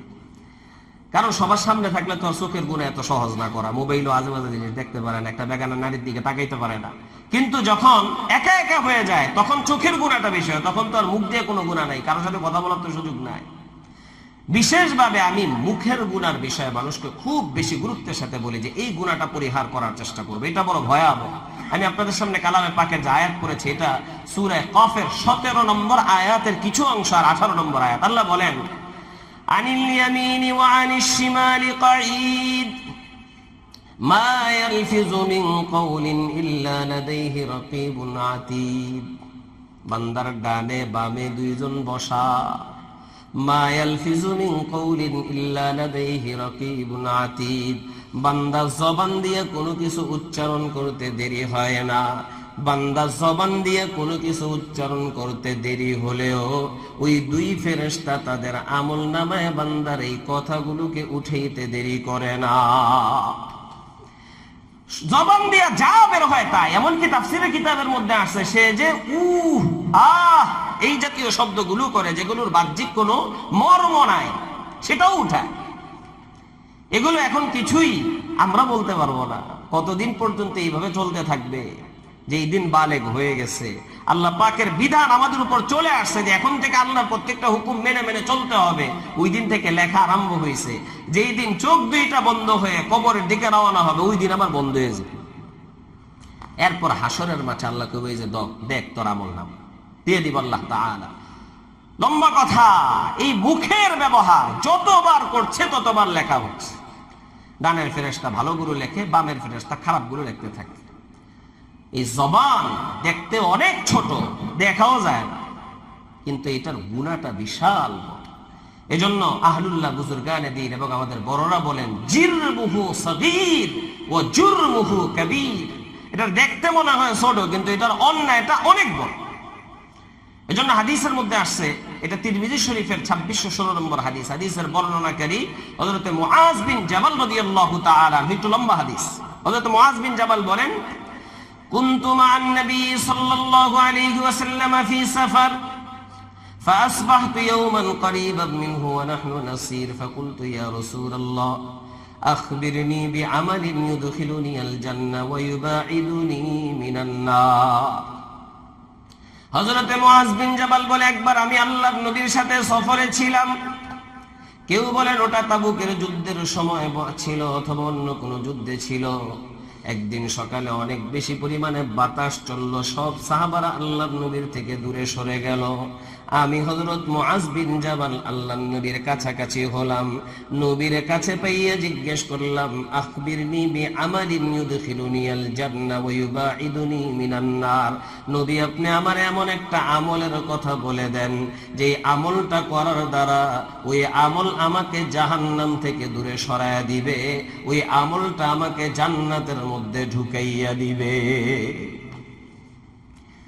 প্রশ্নটা অনেক ছোট। আল্লাহ নবী বলে, লাকাদ সাআলতানি আন আযীম। ও মুআজ বিন জাবাল, খুব ছোট করে যদিও প্রশ্নটা করলাম, মনে হয় প্রশ্নটা ছোট, কিন্তু প্রশ্ন আসলে ছোট না, এটা পালন করার জন্য বিষয়টা অনেক বড়। ছোট করে জিজ্ঞেস করেছো, কেমনে জান্নাতে যাইতে পারবা, কেমনে জাহান্নাম থেকে বাঁচতে পারবা। প্রশ্নটা ছোট করে জিজ্ঞেস করছো, কিন্তু উত্তরটা তো ছোট না, কাজটা ছোট না। তার মানে কি, আল্লাহর যত বিধান আছে, যত পালনীয় জিনিস আছে সব পালন করতে হবে, যত বর্জনীয় জিনিস আছে সব বর্জন করতে হবে, এত সোজা তো না। এরপর আবার আল্লাহ নবী বলে দিচ্ছেন, ওয়া ইন্নাহু লায়াসিরুন আলা মান ইয়াসসারাহুল্লাহু আলাইহি। তবে আল্লাহ দয়া করে যার জন্য এই কাজগুলো করা সহজ করে দিবে, তার জন্য সেটা সহজ হয়ে যাবে। এবার আল্লাহর নবী একটা একটা করে আমলের কথা বলা শুরু করলেন। তা'বুদুল্লাহ ওয়া লা তুশরিকু বিহি শাইআ। এক আল্লাহর ইবাদত করবা, আল্লাহর সাথে কাউরে শরীক করবা না। 2 নম্বরে বলল ওয়া তুকিমুস সালাহ, নামাজটা পড়বা। 3 নম্বরে বলল ওয়া তুতিজ যাকাত, যাকাত আদায় করবা। 4 নম্বরে বলল ওয়া তাসুমা রমাযান, রমজান মাসে রোজা পালন করবা। 5 নম্বরে বলল ওয়া তাহুজ্জাল বাইতা, বাইতুল্লাহর হজ করবা। 5টা আমলের কথা বললো। আমি মূলত জবানের কথা বলবো, মনে রাখতে হবে আপনার। শেষ হাদিস হইলে তখন বুঝবেন জবানের গুরুত্ব কত বেশি। এবার আল্লাহর নবী নিজেই হযরত মুআজ বিন জাবালকে জিজ্ঞেস করেন, আলা আদুল্লুকা আলা আবওয়াবিল খায়র। ও মুআজ বিন জাবাল, এই 5টা তো ইসলামের স্তম্ভ, আমি কি তোমাকে খায়েরের দরজা, মঙ্গলের দরজা কোনগুলো সেটা বলে দিব না?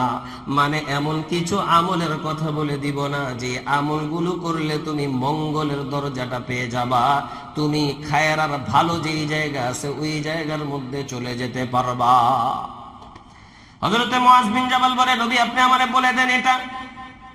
তো আল্লাহর নবী এবার বলা শুরু করলেন, আস-সাওমু জুন্নাহ ওয়াস সাদাকাতু তুতফিউল খাতিআ কামা ইউতফিউল মাউন নার। আল্লাহ নবী কয় নফল রোজা রাখবা বেশি বেশি। আগে তো একবার রোজার কথা বলছে, এটা হলো ফরজ রোজা। এরপর বলতেছে নফল রোজা রাখবে, এটা তোমার গুনাহ থেকে বাঁচাবে। আর কি করবা? নফল সদকা করবা বেশি বেশি। এর আগে যাকাতের কথা বলছে, ওটা ছিল ফরজ সদকা। নফল সদকা বেশি বেশি করবা, ওটা করলে এটা তোমাকে বিপদ আপদ থেকে রক্ষা করবে, গুনারে মিটায় দিবে। আর কি করবা?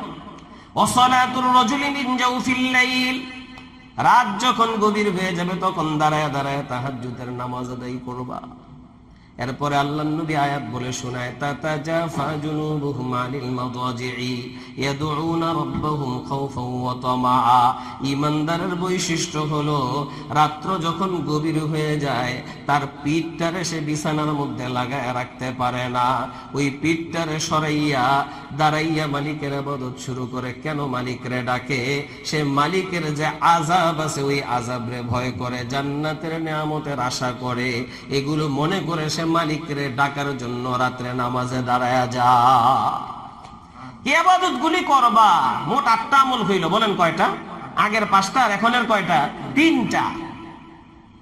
এরপরে আল্লাহর নবী আবার জিজ্ঞেস করে, আলা উখবিরুকা বিরাসিল্লাবনি কুল্লিহি ওয়া আমুদিহি ওয়া যিরওয়াতি সানামিহি। ও মুআজ বিন জাবাল, এই যে যতগুলো আমল বললাম এগুলোর মধ্যে সব আমলের নেতা কোনটা, সরদার কোনটা, মাথা কোনটা, সেটা কি তোমাকে বলে দিব না? হযরত মুআজ বিন জাবাল বলে, নবী আপনি বলে দেন। আল্লাহর নবী বলে, রাসূল আমরি আল ইসলাম।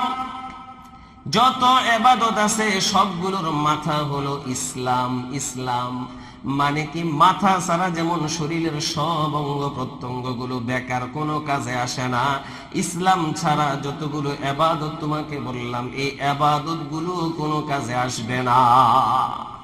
মুসলমান হও নাই আর ইবাদত সব করতেছ, ওই সমস্ত ইবাদত দিয়ে কিচ্ছু হবে না। এরপর আল্লাহ নবী বলেন, ওয়া আমুদুহু আস-সালাহ। এই সব ইবাদতের খুঁটি হলো নামাজ। খুঁটি হলো নামাজ। নামাজটা যদি ধরতে পারো তাহলে তোমার ইসলামটা মজবুত থাকবে। যদি নামাজ না থাকে তোমার ইসলামটা দুর্বল হয়ে যাবে। ঘরের যদি মাঝের খুঁটিটা না থাকে ঘর দুর্বল হয়ে যায়, যে কোনো সময় সামান্য বাতাস আসলে এটা পড়ে যেতে পারে। নামাজ যদি তোমার টাইট না হয়, না ধরতে না পারো, তাহলে তোমার ইসলামও দুর্বল, যে কোনো সময় এটা বাতাসের লগে যেতে পারে। 3 নম্বরে আল্লাহর নবী বলে দিন, ওয়াজিরুতু সালামিহি আল জিহাদ। আর ইসলামটা সব ধর্মের উপরে কখন যাবে জানো? যখন তুমি জিহাদের আমলটা করবা। জিহাদের আমল, বলেন কিসের আমল? ইসলাম সব ধর্মের উপরে উঠবে তখন যখন তুমি জিহাদ করবা। এখানে আল্লাহর নবী আরো 3টা আমলের কথা বললো। আমল হোক বা 3টা গুরুত্বপূর্ণ বিষয় বললো, ইসলাম, এরপরে নামাজ, এরপরে আবার যাকাত, মোট 11টা। বলেন না কয়টা? কত গুরুত্বপূর্ণ ইবাদত, এগুলো সব ইসলামের সার বলতে পারে, নির্যাস। এই সব কিছু বলার পর এবার আল্লাহর নবী হযরত মুআজ বিন জাবালকে জিজ্ঞেস করে, আলা উখবিরুকা বিমিলাকি যালিকা কুল্লিহি। ও মুআজ বিন জাবাল, এই জিনিসগুলোর মধ্যে একেবারে যেটা দিয়া সব জিনিসগুলো ঠিকঠাক তোমার থাকবে, ওটা কি তোমারে বলে দিব না? মিলাদ শব্দের অর্থ হয় মা ইয়াকমুলু বিহি ওয়া ইয়াতিম্মু, যেটা দিয়ে সব কাজ পুরা হবে। এই যে পিছনে যে কাজগুলো বললাম সব ঠিকঠাক মতো করতে পারবা, এই বিষয়টা বলে দিব যে ওটা ঠিক থাকলে সব ঠিক থাকবে। হযরত মুআজ বিন জাবাল নবী বলে দেন। হাদিসের মধ্যে আসছে, কোন কোন riwayate আসছে নবী জিহ্বাটা বাইর করছে এইভাবে। আমার দিকে তাকান, আশা করি সুন্নত পালন হবে। নাকি আমি এটা ধরলে তো আর কথা বলতে পারবো না, এজন্য যারা দেখবে তারাই বুঝবে। জিহ্বাটা বাইর করছে, বাইর কইরা আল্লাহর নবী এইভাবে ধরছে, এই জিহ্বাটা ধরছে। অথবা কোন riwayate আসছে ফাআখাযা বিলিসানি, কোন riwayate আসছে কুফা আলাইকা হাদা ওয়া আশারা ইলা লিসানি, আল্লাহর নবী জিহ্বার দিকে ইশারা করছে। ইশারা করে এবার মুআজ বিন জাবাল রে কয়, কুফা আলাইকা হাদা। মুআজ বিন জাবাল এই জিহ্বাটারে ভালো কইরা আটকাও, এটারে আটকাও, এটার অপব্যবহার কইরো না, উল্টা পাল্টা ব্যবহার করবা না। হযরত মুআজ বিন জাবালকে বলা হয় সাহাবাদের মধ্যে আ'লামুহুম বিল হালালি ওয়াল হারাম মুআজ ইবনে জাবাল। সাহাবাদের মধ্যে হালাল হারামের সবচেয়ে বড় জ্ঞানী ছিলেন, সবচেয়ে বড় আলেম যিনি ছিলেন তার নাম হলো মুআজ ইবনে জাবাল। তার মানে সবচেয়ে বড় আলেম, হালাল হারামের যিনি সবচেয়ে বড় বেশি জানে। বাংলাদেশে হালাল হারামের বিষয়ে সবচেয়ে বেশি যে জানবে তারে তো সবচেয়ে বড় আলেম মনে করা হবে। হযরত মুআজ বিন জাবালকে সাহাবাদের মধ্যে সবচেয়ে বড় আলেম মনে করা হতো।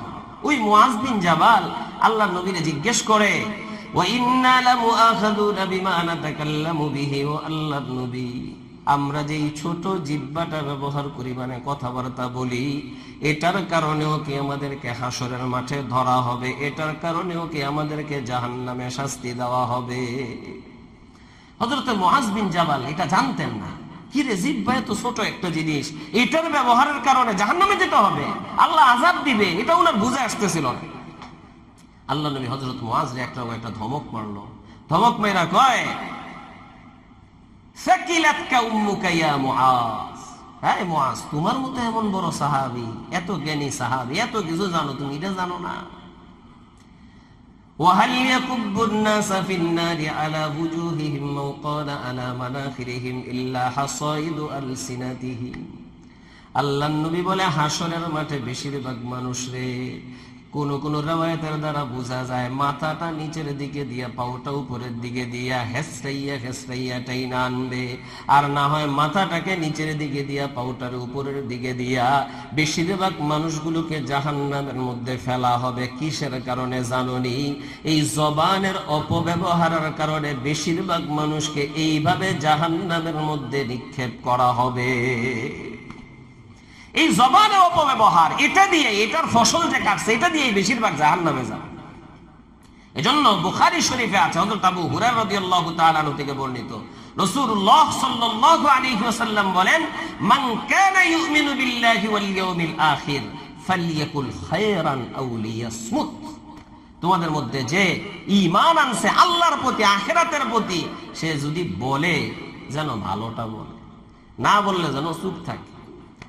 খারাপটা যেন জবান দিয়ে বাকির না করে, অযথা কথাবার্তা যেন বক বক বক বক যেন সারাক্ষণ না করতে থাকে। চুপ থাকো, আর বললে ভালোটা বলো। দেখেন কিভাবে আল্লাহ নবী বললেন যে আখিরাতে বিশ্বাস করে, যে ঈমান রাখে আল্লাহর প্রতি, সেজন্য এই কাজটা করে। তারপরে বোঝা যায় জবানদারে যদি কেউ হেফাজত না করে, সঠিক অর্থে সে ঈমানদার হতে পারে না। হাদিসের মধ্যে আসছে, হযরতে মুগীরা বিন শুবা রাদিয়াল্লাহু তাআলা আনহু, ওনার কাছে হযরত মুআবিয়া রাদিয়াল্লাহু তাআলা আনহু একটা চিঠি পাঠাইছে। হযরত মুআবিয়া রাদিয়াল্লাহু তাআলা আনহু তখন পুরা সকলের খলিফা, উনি শামে থেকে রাজ্য পরিচালনা করেন। বুখারী শরীফের 6473 নম্বর হাদিস, 6473 নম্বর হাদিস, হযরত মুআবিয়া হযরত মুগীরা বিন শুবার কাছে চিঠি পাঠাইছে। কি চিঠি? আনিকতুব ইলাইয়া বিহাদিসিন সামি'তাহু মিন রাসূলিল্লাহি সাল্লাল্লাহু আলাইহি ওয়াসাল্লাম। ও মুআবিয়া, তুমি আমার কাছে একটা চিঠি লেখো, যে চিঠির মধ্যে আল্লাহর নবীর কাছ থেকে যে হাদিস শুনেছো, ওই হাদিসগুলোর মধ্যে একটা হাদিস তুমি আমারে শোনাও, আমার জন্য লেখা পাঠাও। ফাকাতাবা ইলাইহিল মুগীরা, হযরত মুগীরা রাদিয়াল্লাহু তাআলা এবার মুআবিয়ার কাছে চিঠি পাঠায়। সামি'তু রাসূলুল্লাহি সাল্লাল্লাহু আলাইহি ওয়াসাল্লাম ইয়াকুলু ইনদা ইনসিরাফিহি মিনাস সালাহ। আমি আল্লাহর নবী যখন নামাজ শেষ করে ফিরে, ওই সময় আল্লাহর নবীর জবান থেকে একটা কালিমা শুনেছি, যেই কালিমাটা আল্লাহর নবী 3 বার বলতেন, 3 বার। সেই কালিমাটা হলো লা ইলাহা ইল্লাল্লাহু ওয়াহদাহু লা শারীকা লাহু লাহুল মুলকু ওয়া লাহুল হামদু ওয়া হুয়া আলা কুল্লি শাইইন কাদির। আল্লাহর নবীর এই কালিমাটা আমি 3 বার বলতে শুনেছি। কয়বার বলেন না? কালিমাটা আমরা পারি না?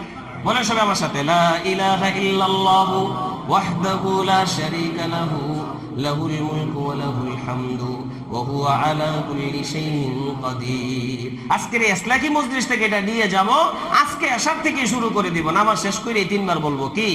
লা ইলাহা ইল্লাল্লাহু ওয়াহদাহু লা শারীকা লাহু লাহুল মুলকু ওয়া লাহুল হামদু ওয়া হুয়া আলা কুল্লি শাইইন কাদির। পড়ব তো ইনশাআল্লাহ। আপনাদের সাথে অতীতে আমি কথা বলে খুব বেশি একটা অভ্যস্ত না, আপনারা অন্যভাবে হয়তো শুনে অভ্যস্ত। আমি যে বলছি কোনো পেরেশানি হচ্ছে না তো আপনাদের?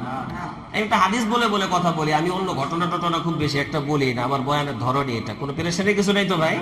আল্লাহ নবীর কথাটা সরাসরি শুনাই দিতে চাই।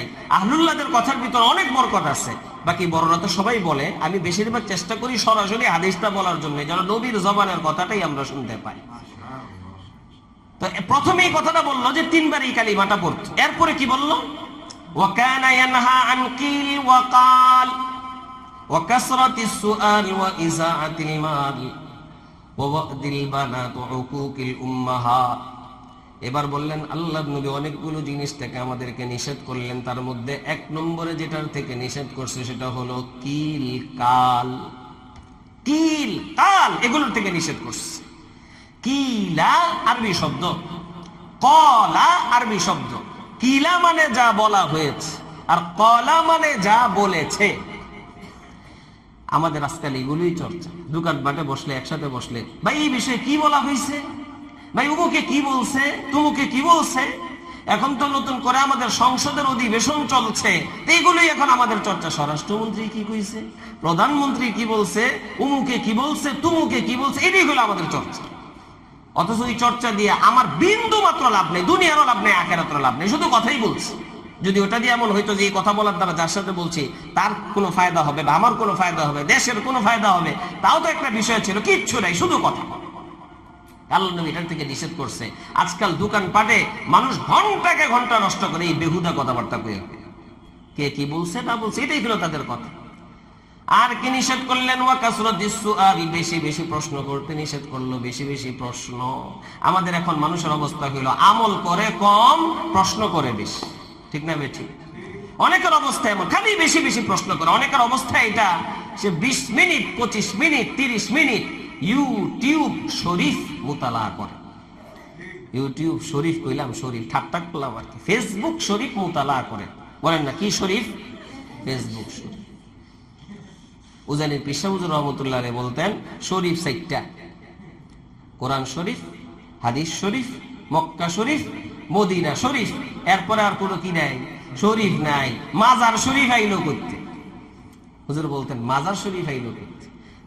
এখন আমরা ইউটিউব রে এত বেশি বা ফেসবুক রে এত বেশি গুরুত্ব দেওয়া শুরু করছে, আমি এটা শরীফ বলা ছাড়া তো উপায় নাই। কেন? মাসে একবার কোরআন শরীফের একটা পৃষ্ঠা পড়ে না, কিন্তু দিনে ইউটিউব রান্না হয় 100 বার পড়ে, ফেসবুক রে 100 বার পড়ে। ওটার দিকে কত নজর, সারাক্ষণ দেখে, সারাক্ষণ দেখে, সারাক্ষণ ইউটিউব, সারাক্ষণ সারাক্ষণ সারাক্ষণ। কিন্তু দিনকে দিন যায়, মাস যায়, কিন্তু কোরআন শরীফ পড়ে।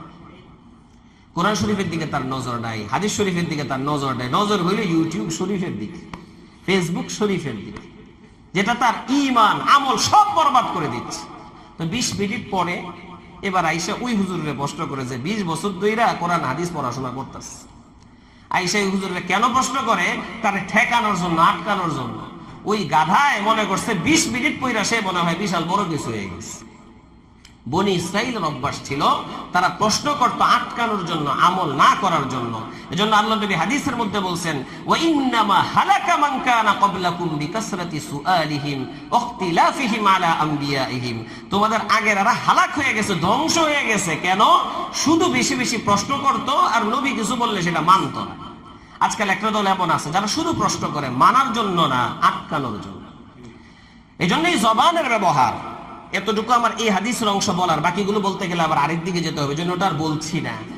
সময় খুব বেশি একটা নাই, আমরা সময় মতোই নামাজ পড়ার চেষ্টা করবো। আমি আপনাদেরকে একটু জিজ্ঞেস করছি, আমি আপনি আমাদের সকলের জান্নাতে যাওয়ার জিম্মাদার আল্লাহর নবী নিজেই হয়ে যাক, নবী নিজেই জিম্মাদারি নিয়া আমার আপনারা জান্নাতে নিয়ে যাক, এটা কারা কারা চাই? দুটোটা হাত উঠায় দেখা। লিল্লাহি তাকবীর। আল্লাহ কবুল করেন, হাত নামান।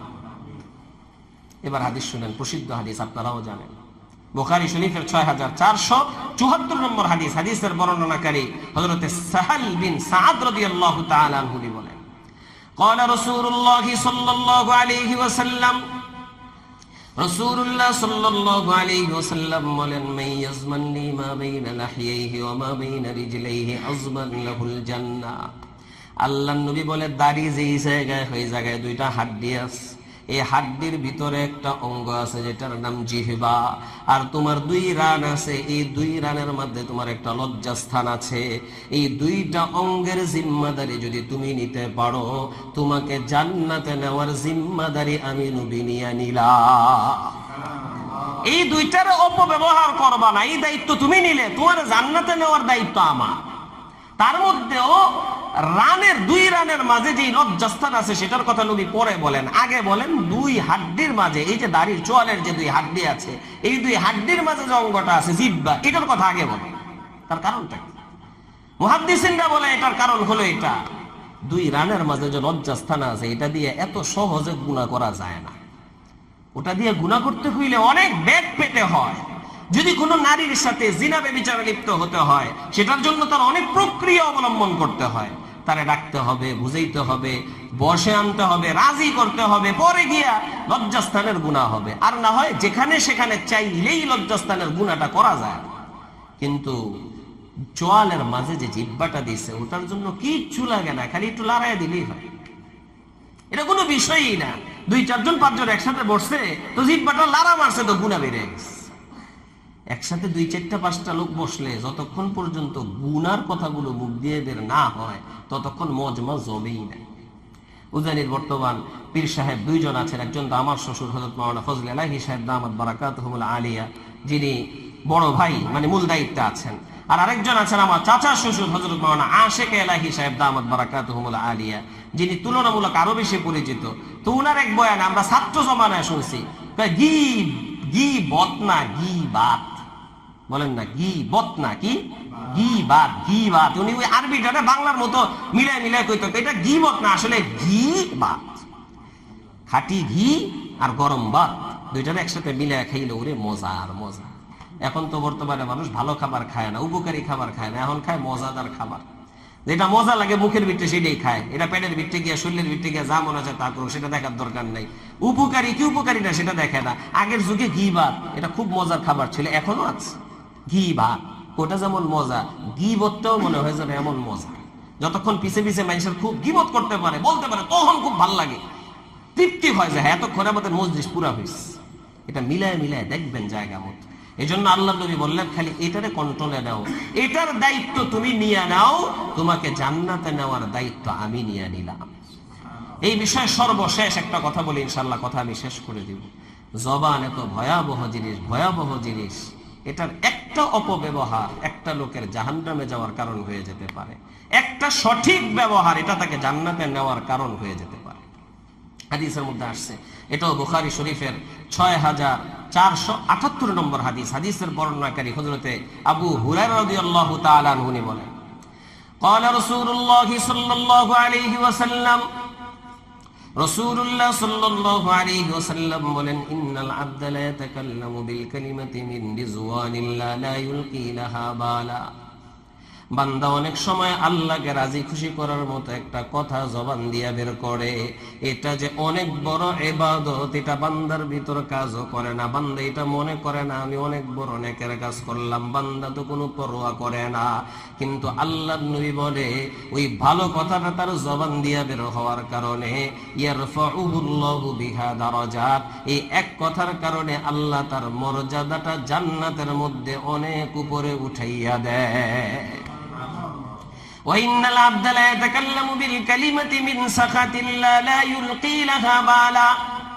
আবার অনেক সময় বান্দা এমন কিছু কথা বলে যেটার দ্বারা আল্লাহ অসন্তুষ্ট হয়ে যায়, নারাজ হয়ে যায়, কিন্তু বান্দা এটারে বিশেষ কোনো গুনাহ মনে করে না, বড় কিছু মনে করে না। কিন্তু আল্লাহর নবী বলে এই এক গুনার কারণে ইয়াহবি বিহা ফি জাহান্নাম, তাকে জাহান্নামের অতল গভীরে নিক্ষেপ করা হয়। নাউজুবিল্লাহ বলবেন। আল্লাহ নবী বলে একটা ভালো কথা কইছে, সে ধারণাও করে নাই কথাটা এত দামি কথা, এক কথায় তার ঠিকানা জান্নাতে অনেক উপরে উঠে যায়। খালি একবার কইলাম সুবহানাল্লাহ, বলেন না কি বললাম? বেশি একটা ধারণা করি রে যে অনেক বড় ইবাদত করে ফেলছি, অনেক কিছু করে ফেলছি, হ্যান করছি ত্যান করছি, এটি মাথায় আসে না। সুবহানাল্লাহ কইছে একটা, কি হয়েছে এটার দ্বারা? কিন্তু সুবহানাল্লাহর পাওয়ার কি জানেন? বুখারী শরীফের হাদিস, আল্লাহ নবী কি বলেন? আত-তুহুরু শাতরুল ঈমান ওয়ালহামদুলিল্লাহি তামলাউল মিজান ওয়া সুবহানাল্লাহি ওয়ালহামদুলিল্লাহি তামলাআনি আও ক্বালা তামলাউ মা বাইনাস সামাওয়াতি ওয়াল আরদ।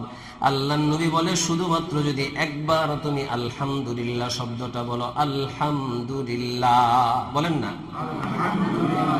একবার যদি আলহামদুলিল্লাহ বলতে পারো, তোমার মিজানের পাল্লা পুরাটাই নেকের দ্বারা ভরে যায়।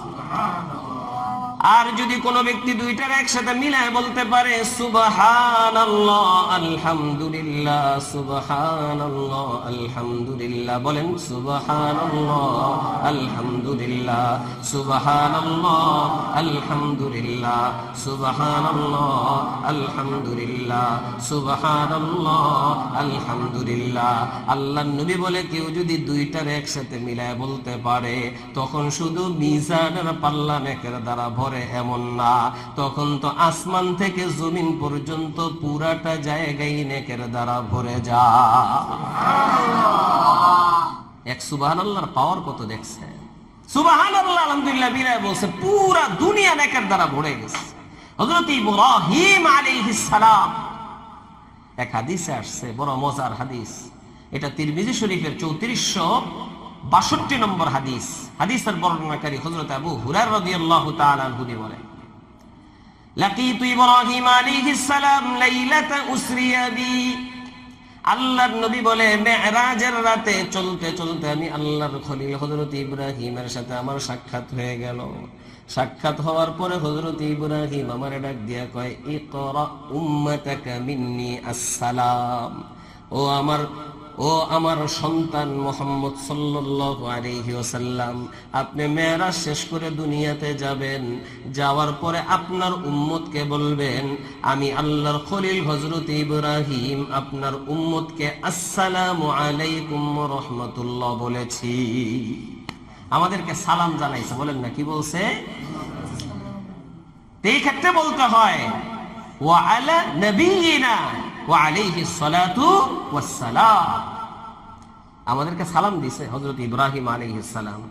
অনেক সময় দূরে আপনি কোনো ব্যক্তির কাছে গেলে আপনার মাধ্যমে সালাম পাঠায়, যুবককে সালাম দিবেন, যে কোনো একটা খবর টবর পৌঁছায়, সালামটাকে পৌঁছায় তাদেরকে কি বলবেন জানেন? বলে দিবেন, ইন্নাল জান্নাতা তাইয়্যিবাতুত তুরবা আযবাতুল মা। জান্নাতের মাটি বড় উর্বর, পানিটা বড় সুমিষ্ট। ওয়া আন্নাহা কিয়ান। আর এই কথাটা বলে দিবেন, জান্নাতের পুরাটা জমিন এখন খালি খালি খালি, পুরা জমিন খালি, কিন্তু উর্বর জমিন, ফসল লাগাইলেই ফলবে, কিচ্ছু নাই। আমরা যে জান্নাত বলি, জান্নাত, জান্নাত মানে বাগান, ওই বাগান এখন নাই, খালি মাটি আছে, মাটি, পানিও বড় সুমিষ্ট।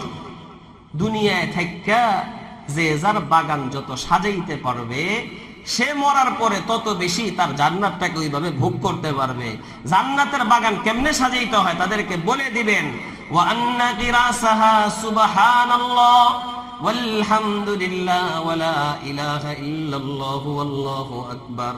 আপনার উম্মতরে এই কথাটা জানায় দিয়েন, জান্নাতের মাটিটা এখন খালি পড়া, ওটাতে যে যত বেশি চারা লাগাইতে পারবে তার গাছ তত বেশি হবে, তার বাগান তত সুন্দর হবে। চারা কেমনে লাগাবে? সেই চারাগুলো হলো সুবহানাল্লাহ, আলহামদুলিল্লাহ, লা ইলাহা ইল্লাল্লাহ, আল্লাহু আকবার। বান্দা একবার সুবহানাল্লাহ বলে জান্নাতে একটা চারা লাগে, একবার আলহামদুলিল্লাহ বলে জান্নাতে একটা চারা লেগে যায়, একবার আল্লাহু আকবার বলে জান্নাতে একটা চারা লেগে যায়। বান্দা একবার লা ইলাহা ইল্লাল্লাহ বলে জান্নাতে একটা চারা লেগে যায়। আপনি যতবার বলতেছেন ততবার চারা লাগতেছে, আর জান্নাতের বাগান সাজাইতেছে, খালি সুন্দর হইতেছে। হুজুর গাছ বেশি হইলে কি লাভ, এত গাছ দিয়ে কি করতাম? আরে মিয়া, আজকাল আধুনিক যুগে তো এটা আরো বেশি বোঝা যায়। দেখেন না কত বড় বড় করে বাংলো বাড়ি তৈরি করে, থাকার জায়গা তো অল্প একটু, 3.5 হাত মানুষ তো 3.5 হাত জায়গার ভিতরে থাকবে, আর সেইটা আর কতটুকু জায়গায় থাকবে? আর খাট কি আর বেশি বড় হয় নাকি যেখানে ঘুমায়? কিন্তু বাড়িটা কত বড় করে সাজায়, বিঘাকে বিঘা জায়গা নিয়ে, এই জায়গায় আম গাছ, এই জায়গায় লিচু গাছ, এই জায়গায় এই গাছ, এই জায়গায় সেই গাছ, এই জায়গায় ফুলের গাছ, এই জায়গায় ফলের গাছ। কেন? একটা হইলো খেয়েও মজা পায়, আরেকটা হইলো দেখেও মজা পায়। বিশাল বড় অঞ্চল দিয়ে রাখে। দুনিয়ার এই সামান্য এই চাহিদাটাও এটা দিয়ে বুড়া করে। জান্নাতে যাওয়ার পর তার যে চাহিদাটা তৈরি হবে সেটার আর তুলনাই তো হয় না। সেটা কি হবে সেটা আর বলে বুঝানোর মতোই তো না। সেখানে বাগান যত সুন্দর করতে পারবে তত ভোগ বেশি করতে পারবে। বাগান সুন্দর করতে হবে নিজের আমল দিয়া। এটা না যে আল্লাহ আমাদের জন্য বিভিন্ন রকমের জান্নাত বানায় রাখছে, এরপরে যে যেমন আমল করবো তার উডের ভিতরে ঢুকাই দিব। না না, আপনি আমল যেমন করবেন বাগানটা ওরকম তৈরি হইবে। পরে আপনার বাড়ি আপনি সাজাইছেন, ওই জায়গায় গিয়ে উঠে যাবেন, শেষ।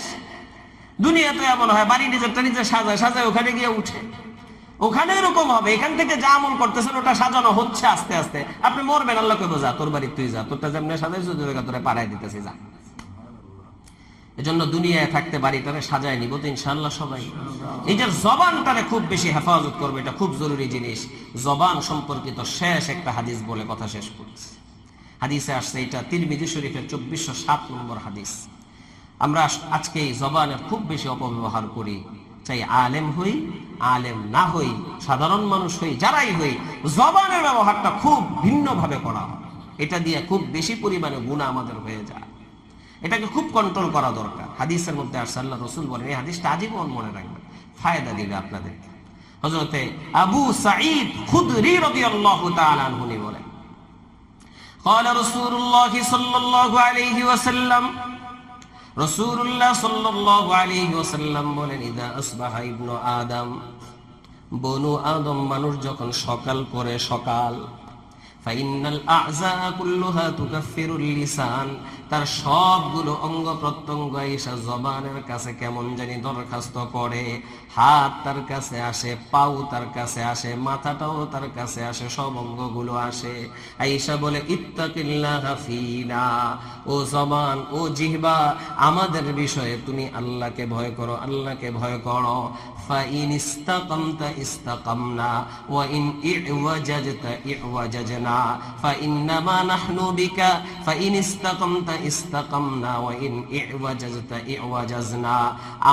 আমরা সকলে কেমন, তুমি জবান যেমন, তুমি যদি ঠিক থাকো আমরা অঙ্গগুলো ঠিক থাকি, তুমি জবান যদি নষ্ট হয়ে যাও আমরা অঙ্গগুলো কিন্তু নষ্ট হয়ে যায়। কেমনে নষ্ট হয়? সকালে তো মাথাও ঠিক, পেটও ঠিক, পিঠও ঠিক, হাতও ঠিক, পাও ঠিক, সব ঠিক।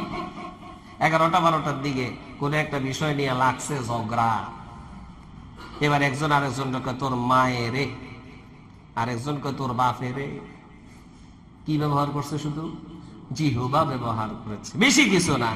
এরপরে তো শুরু হইল যা এরে গালি, ও ওরে গালি, এরপর গালি পর্যন্ত থাকে না, এরপর উঠছে হাত, হাতের পরে আর হাত থাকে না, এরপর উঠছে লাঠি, লাঠির পরে আর লাঠি থাকে না, এরপর উঠছে দাও।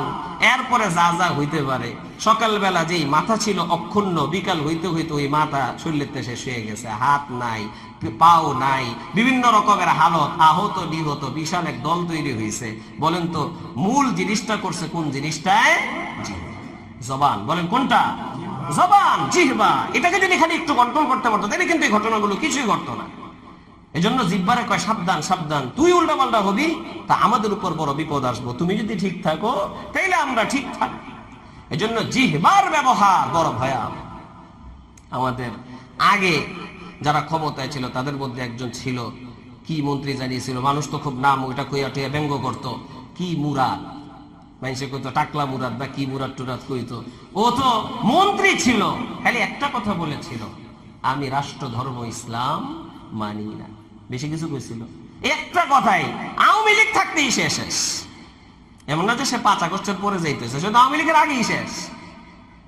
আর আমাদের ওই দল যেটা 5 আগস্টে বিদায় নিতে হলো, বেশি কিছু তো বলে নাই, খালি একটা কথাই বলছিল। সেটা কি?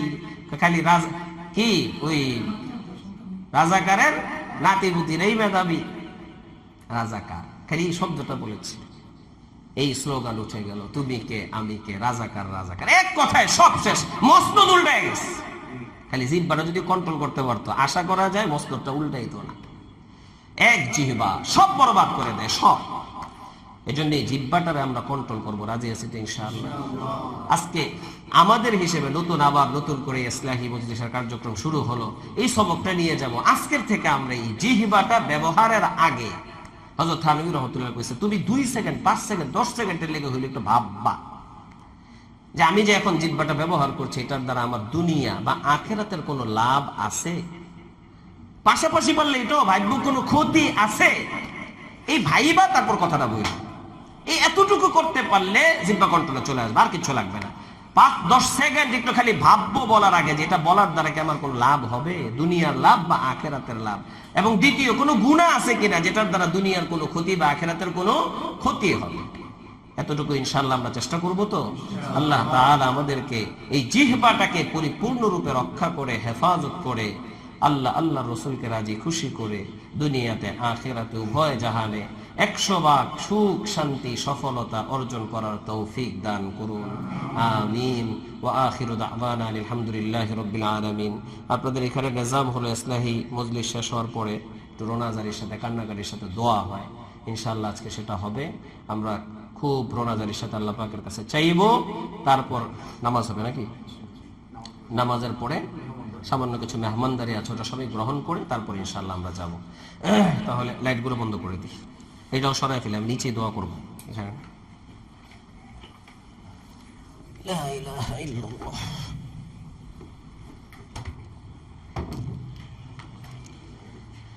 আল্লাহ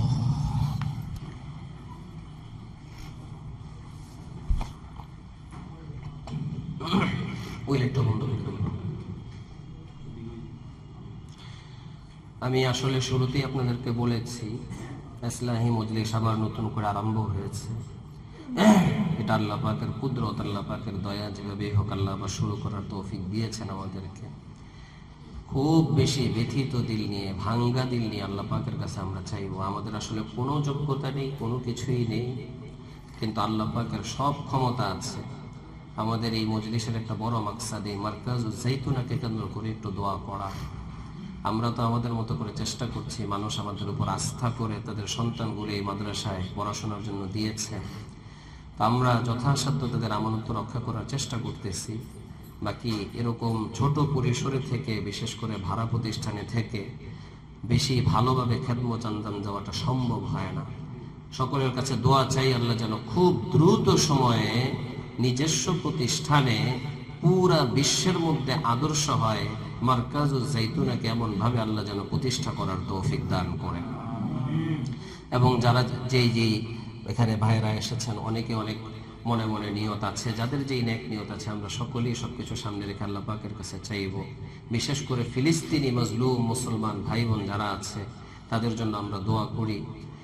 আমাদের দেশ থেকে তাদেরকে কোরবানিকে কেন্দ্র করে কিছু সাহায্য পৌঁছানোর ব্যবস্থা হচ্ছে, যারা পারবো সেগুলোতে অংশগ্রহণ করব।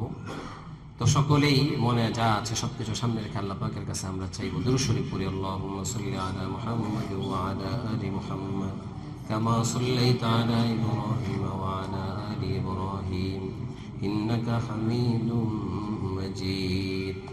আল্লাহুম্মা বারিক আলা মুহাম্মাদ ওয়া আলা আলি মুহাম্মাদ কামা বারাকতা আলা ইব্রাহিম ওয়া আলা আলি ইব্রাহিম إنك حميد مجيد. الحمد لله رب العالمين والصلاة والسلام على سيد الأنبياء والمرسلين محمد وآله وصحبه أجمعين. ربنا ظلمنا أنفسنا وإن لم تغفر لنا وترحمنا لنكونن من الخاسرين.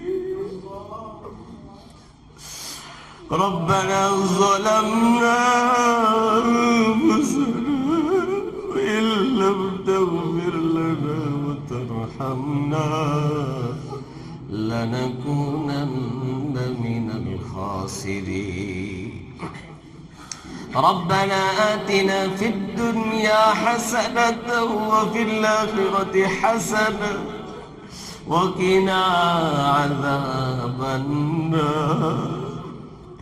ربنا لا تزغ قلوبنا بعد إذ هديتنا وهب لنا من لدنك رحمة إنك أنت الوهاب. ربنا هب لنا من أزواجنا وذرياتنا قرة أعين واجعلنا للمتقين إماما. وملك الله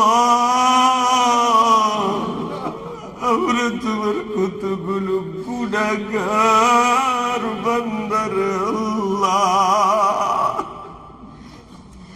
গুনাহ করতে করতে করতে করতে বলি পায়ের থেকে নিয়ে মাথা পর্যন্ত পুরাটাই গুনায় জর্জরিত।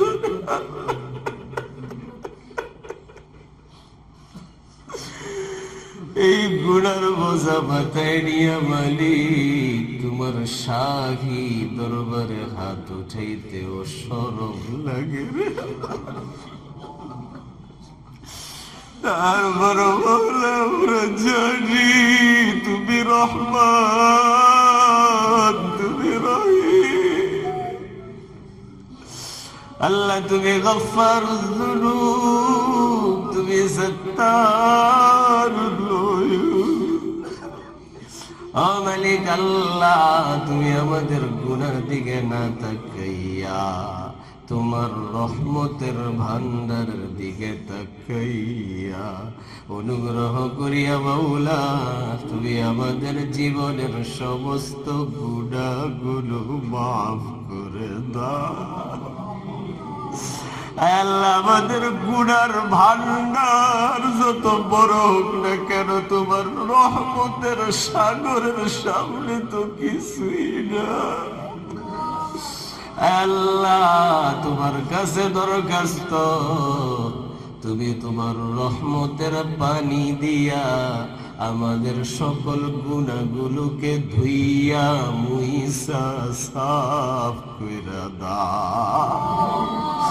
ও মালিক আল্লাহ, তুমি আমাদেরকে একটা গুনার কারণে ও আযাব দিও না।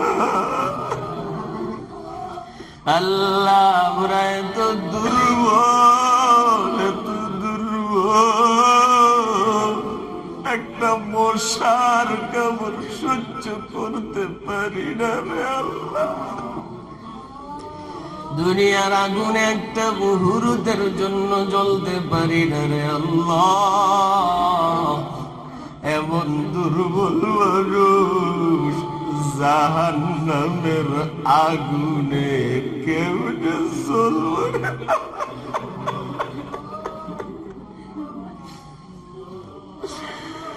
কবরের পোকা মাকড় যে কামড় মারো, ওই কামড় কেমনে সহ্য করো?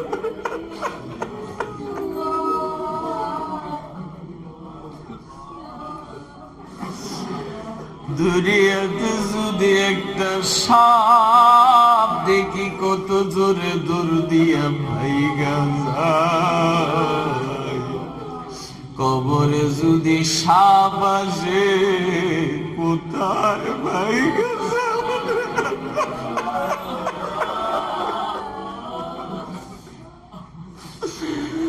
পারবো না রে মালিক, পারবো না। আল্লাহ তোমার কাছে দরখাস্ত, যতই গুনাহ করি না কেন রে আল্লাহ, মরার আগে আগে সব গুনাহগুলো মাফ করাইয়া মরার সাথে সাথে তুমি আমাদের ঠিকানা সোজা জান্নাত বানাইয়া দিও রে আল্লাহ। ও মালিক আল্লাহ, এইখানে যারা হাত উঠেছিল অনেকের মা নাই, অনেকের বাবা নাই। আল্লাহ অনেকের কলিজার টুকরা সন্তান পর্যন্ত দুনিয়ার থেকে বিদায় নিয়ে চলে গেছে। আল্লাহ কে কেমন আছে কিছু জানি না। আল্লাহ যত ইমানদার নরনারী কবর দেশে চলে গেছে, আল্লাহ তুমি সবার কবরকে জান্নাতুল ফেরদাউসের টুকরা বানাইয়া দাও। আল্লাহ আমাদের এই প্রতিষ্ঠানের শিশু বাচ্চা মারা গেছে, আল্লাহ তুমি তাকে তার বাবা মাকে জান্নাতে যাওয়ার জরিয়া বানাও। আল্লাহ যারা অসুস্থ আছে সবাইকে তুমি 100 সুস্থতার জীবন দিয়া দাও। আল্লাহ আজকে হাসপাতালের বেড গুলো খালি নাই রে আল্লাহ। হাসপাতাল গুলোতে গেলে রোগীদেরকে দেখলে দুঃখে কষ্টে কলিজাটা ভাইটা যায়। আল্লাহ তোমার কাছে দরখাস্ত, মরার আগ পর্যন্ত কোনদিন আমাদের শরীরটারে হাসপাতালের বেডে লাগাইও না রে আল্লাহ। আল্লাহ যারা সমস্যা আছে সমাধান করে দাও। আল্লাহ যারা সমস্যা আছে সমাধান করে দাও। আল্লাহ যারা ঋণগ্রস্ত আছে মাওলা ইজ্জত সম্মানের সাথে ঋণ পরিশোধের ব্যবস্থা করে দাও। আল্লাহ যে যে আশা নিয়ে তোমার দরবারে হাত উঠিয়েছে আল্লাহ তুমি সবার দিলের সব নেক আশা পূর্ণ করে দাও। আল্লাহ আজকে যে মজলিস কায়েম হয়েছে আমাদের দুনিয়ার কোনো মাকসাদ নাই, আমরা শুধু তোমার চাই, তোমার চাই। আল্লাহ তুমি দয়া করে আমাদের গুনাহগুলো মাফ কইরা আমাদেরকে তোমার রহমতের কোলে উঠায় নাও আল্লাহ। আল্লাহ তুমি আমাদেরকে মাফ করে দাও আল্লাহ। আল্লাহ এই মার্কাজ বিশেষ মাকসাদে প্রতিষ্ঠিত হয়েছে আল্লাহ। এই মাদ্রাসাটাকে শুধু এই অঞ্চলের জন্য না, তুমি পুরা দুনিয়ার জন্য হেদায়েতের মার্কাজ বানায় দাও আল্লাহ। হেদায়েতের কাজ করার জন্য যা যা লাগবে তুমি ইজ্জতের সাথে তোমার গায়েবের থেকে সম্মানের সাথে ব্যবস্থা করে দাও আল্লাহ। এই মাদ্রাসার প্রত্যেকটা উস্তাদকে তুমি দারুল উলুম দেওবন্দ যখন প্রতিষ্ঠা হয়েছিল যেমন আহলে দিল ছিল, প্রত্যেকটা উস্তাদরে তুমি এমন আহলে দিল হিসেবে কবুল করে। আমাদের এক একটা ছাত্ররে তুমি জমানার শাইখুল গীত, শাইখুল ইসলাম, হুসাইন আহমদ মাদানী, মাহমুদ হাসান দেওবন্দি, আশরাফ আলী থানভীর মতো কবুল করে নেওয়া আল্লাহ। মাওলা আল্লাহ তুমি আমাদেরকে বারবার বাইতুল্লাহ যাওয়ার তৌফিক দাও। তোমার বান্দারা এখন লাব্বাইক লাব্বাইক কইলা বাইতুল্লাহ যায়, আমরা তাদের দিকে চাইয়া থাকি আল্লাহ। আল্লাহ তুমি আমাদেরকেও বারবার হজ্জে বাইতুল্লাহ নসিব করো আল্লাহ। বারবার তোমার নবীর কবর মুবারকের সামনে গিয়ে আল্লাহ মন ভরে সালাতু সালাম পেশ করার তৌফিক দিয়ে দাও আল্লাহ। তোমার নবীর তো জীবন্ত সায় দেখতে পারি না, যদিও আমাদের চক্ষু না পায়, তারপর তোমার কাছে দরখাস্ত তোমার নবীকে বারবার বারবার স্বপ্ন যুগে দেখার তৌফিক আমাদেরকে দিয়ে দাও আল্লাহ। তোমার কাছে আখিরি ফরিয়াদ, চূড়ান্ত ফরিয়াদ আল্লাহ। এই মজমায় যেমন সবাই নিয়ে একসাথে ভিক্ষুকের মতো তোমার কাছে হাতটারে পাইতা রাখলাম আল্লাহ, মরার পরেও সবাই নিয়ে একসাথে তোমার নবীর সাথে জান্নাতুল ফিরদাউসে এক দস্তরখানে বসার তৌফিক দিয়া আল্লাহ। অতীতে যত দোয়া করেছি কবুল করে নাও, সামনে যত দোয়া করবো কবুল করে নিও। এখন যে দোয়া করলাম আল্লাহ, এই দোয়া খানাও তুমি তোমার হাবিব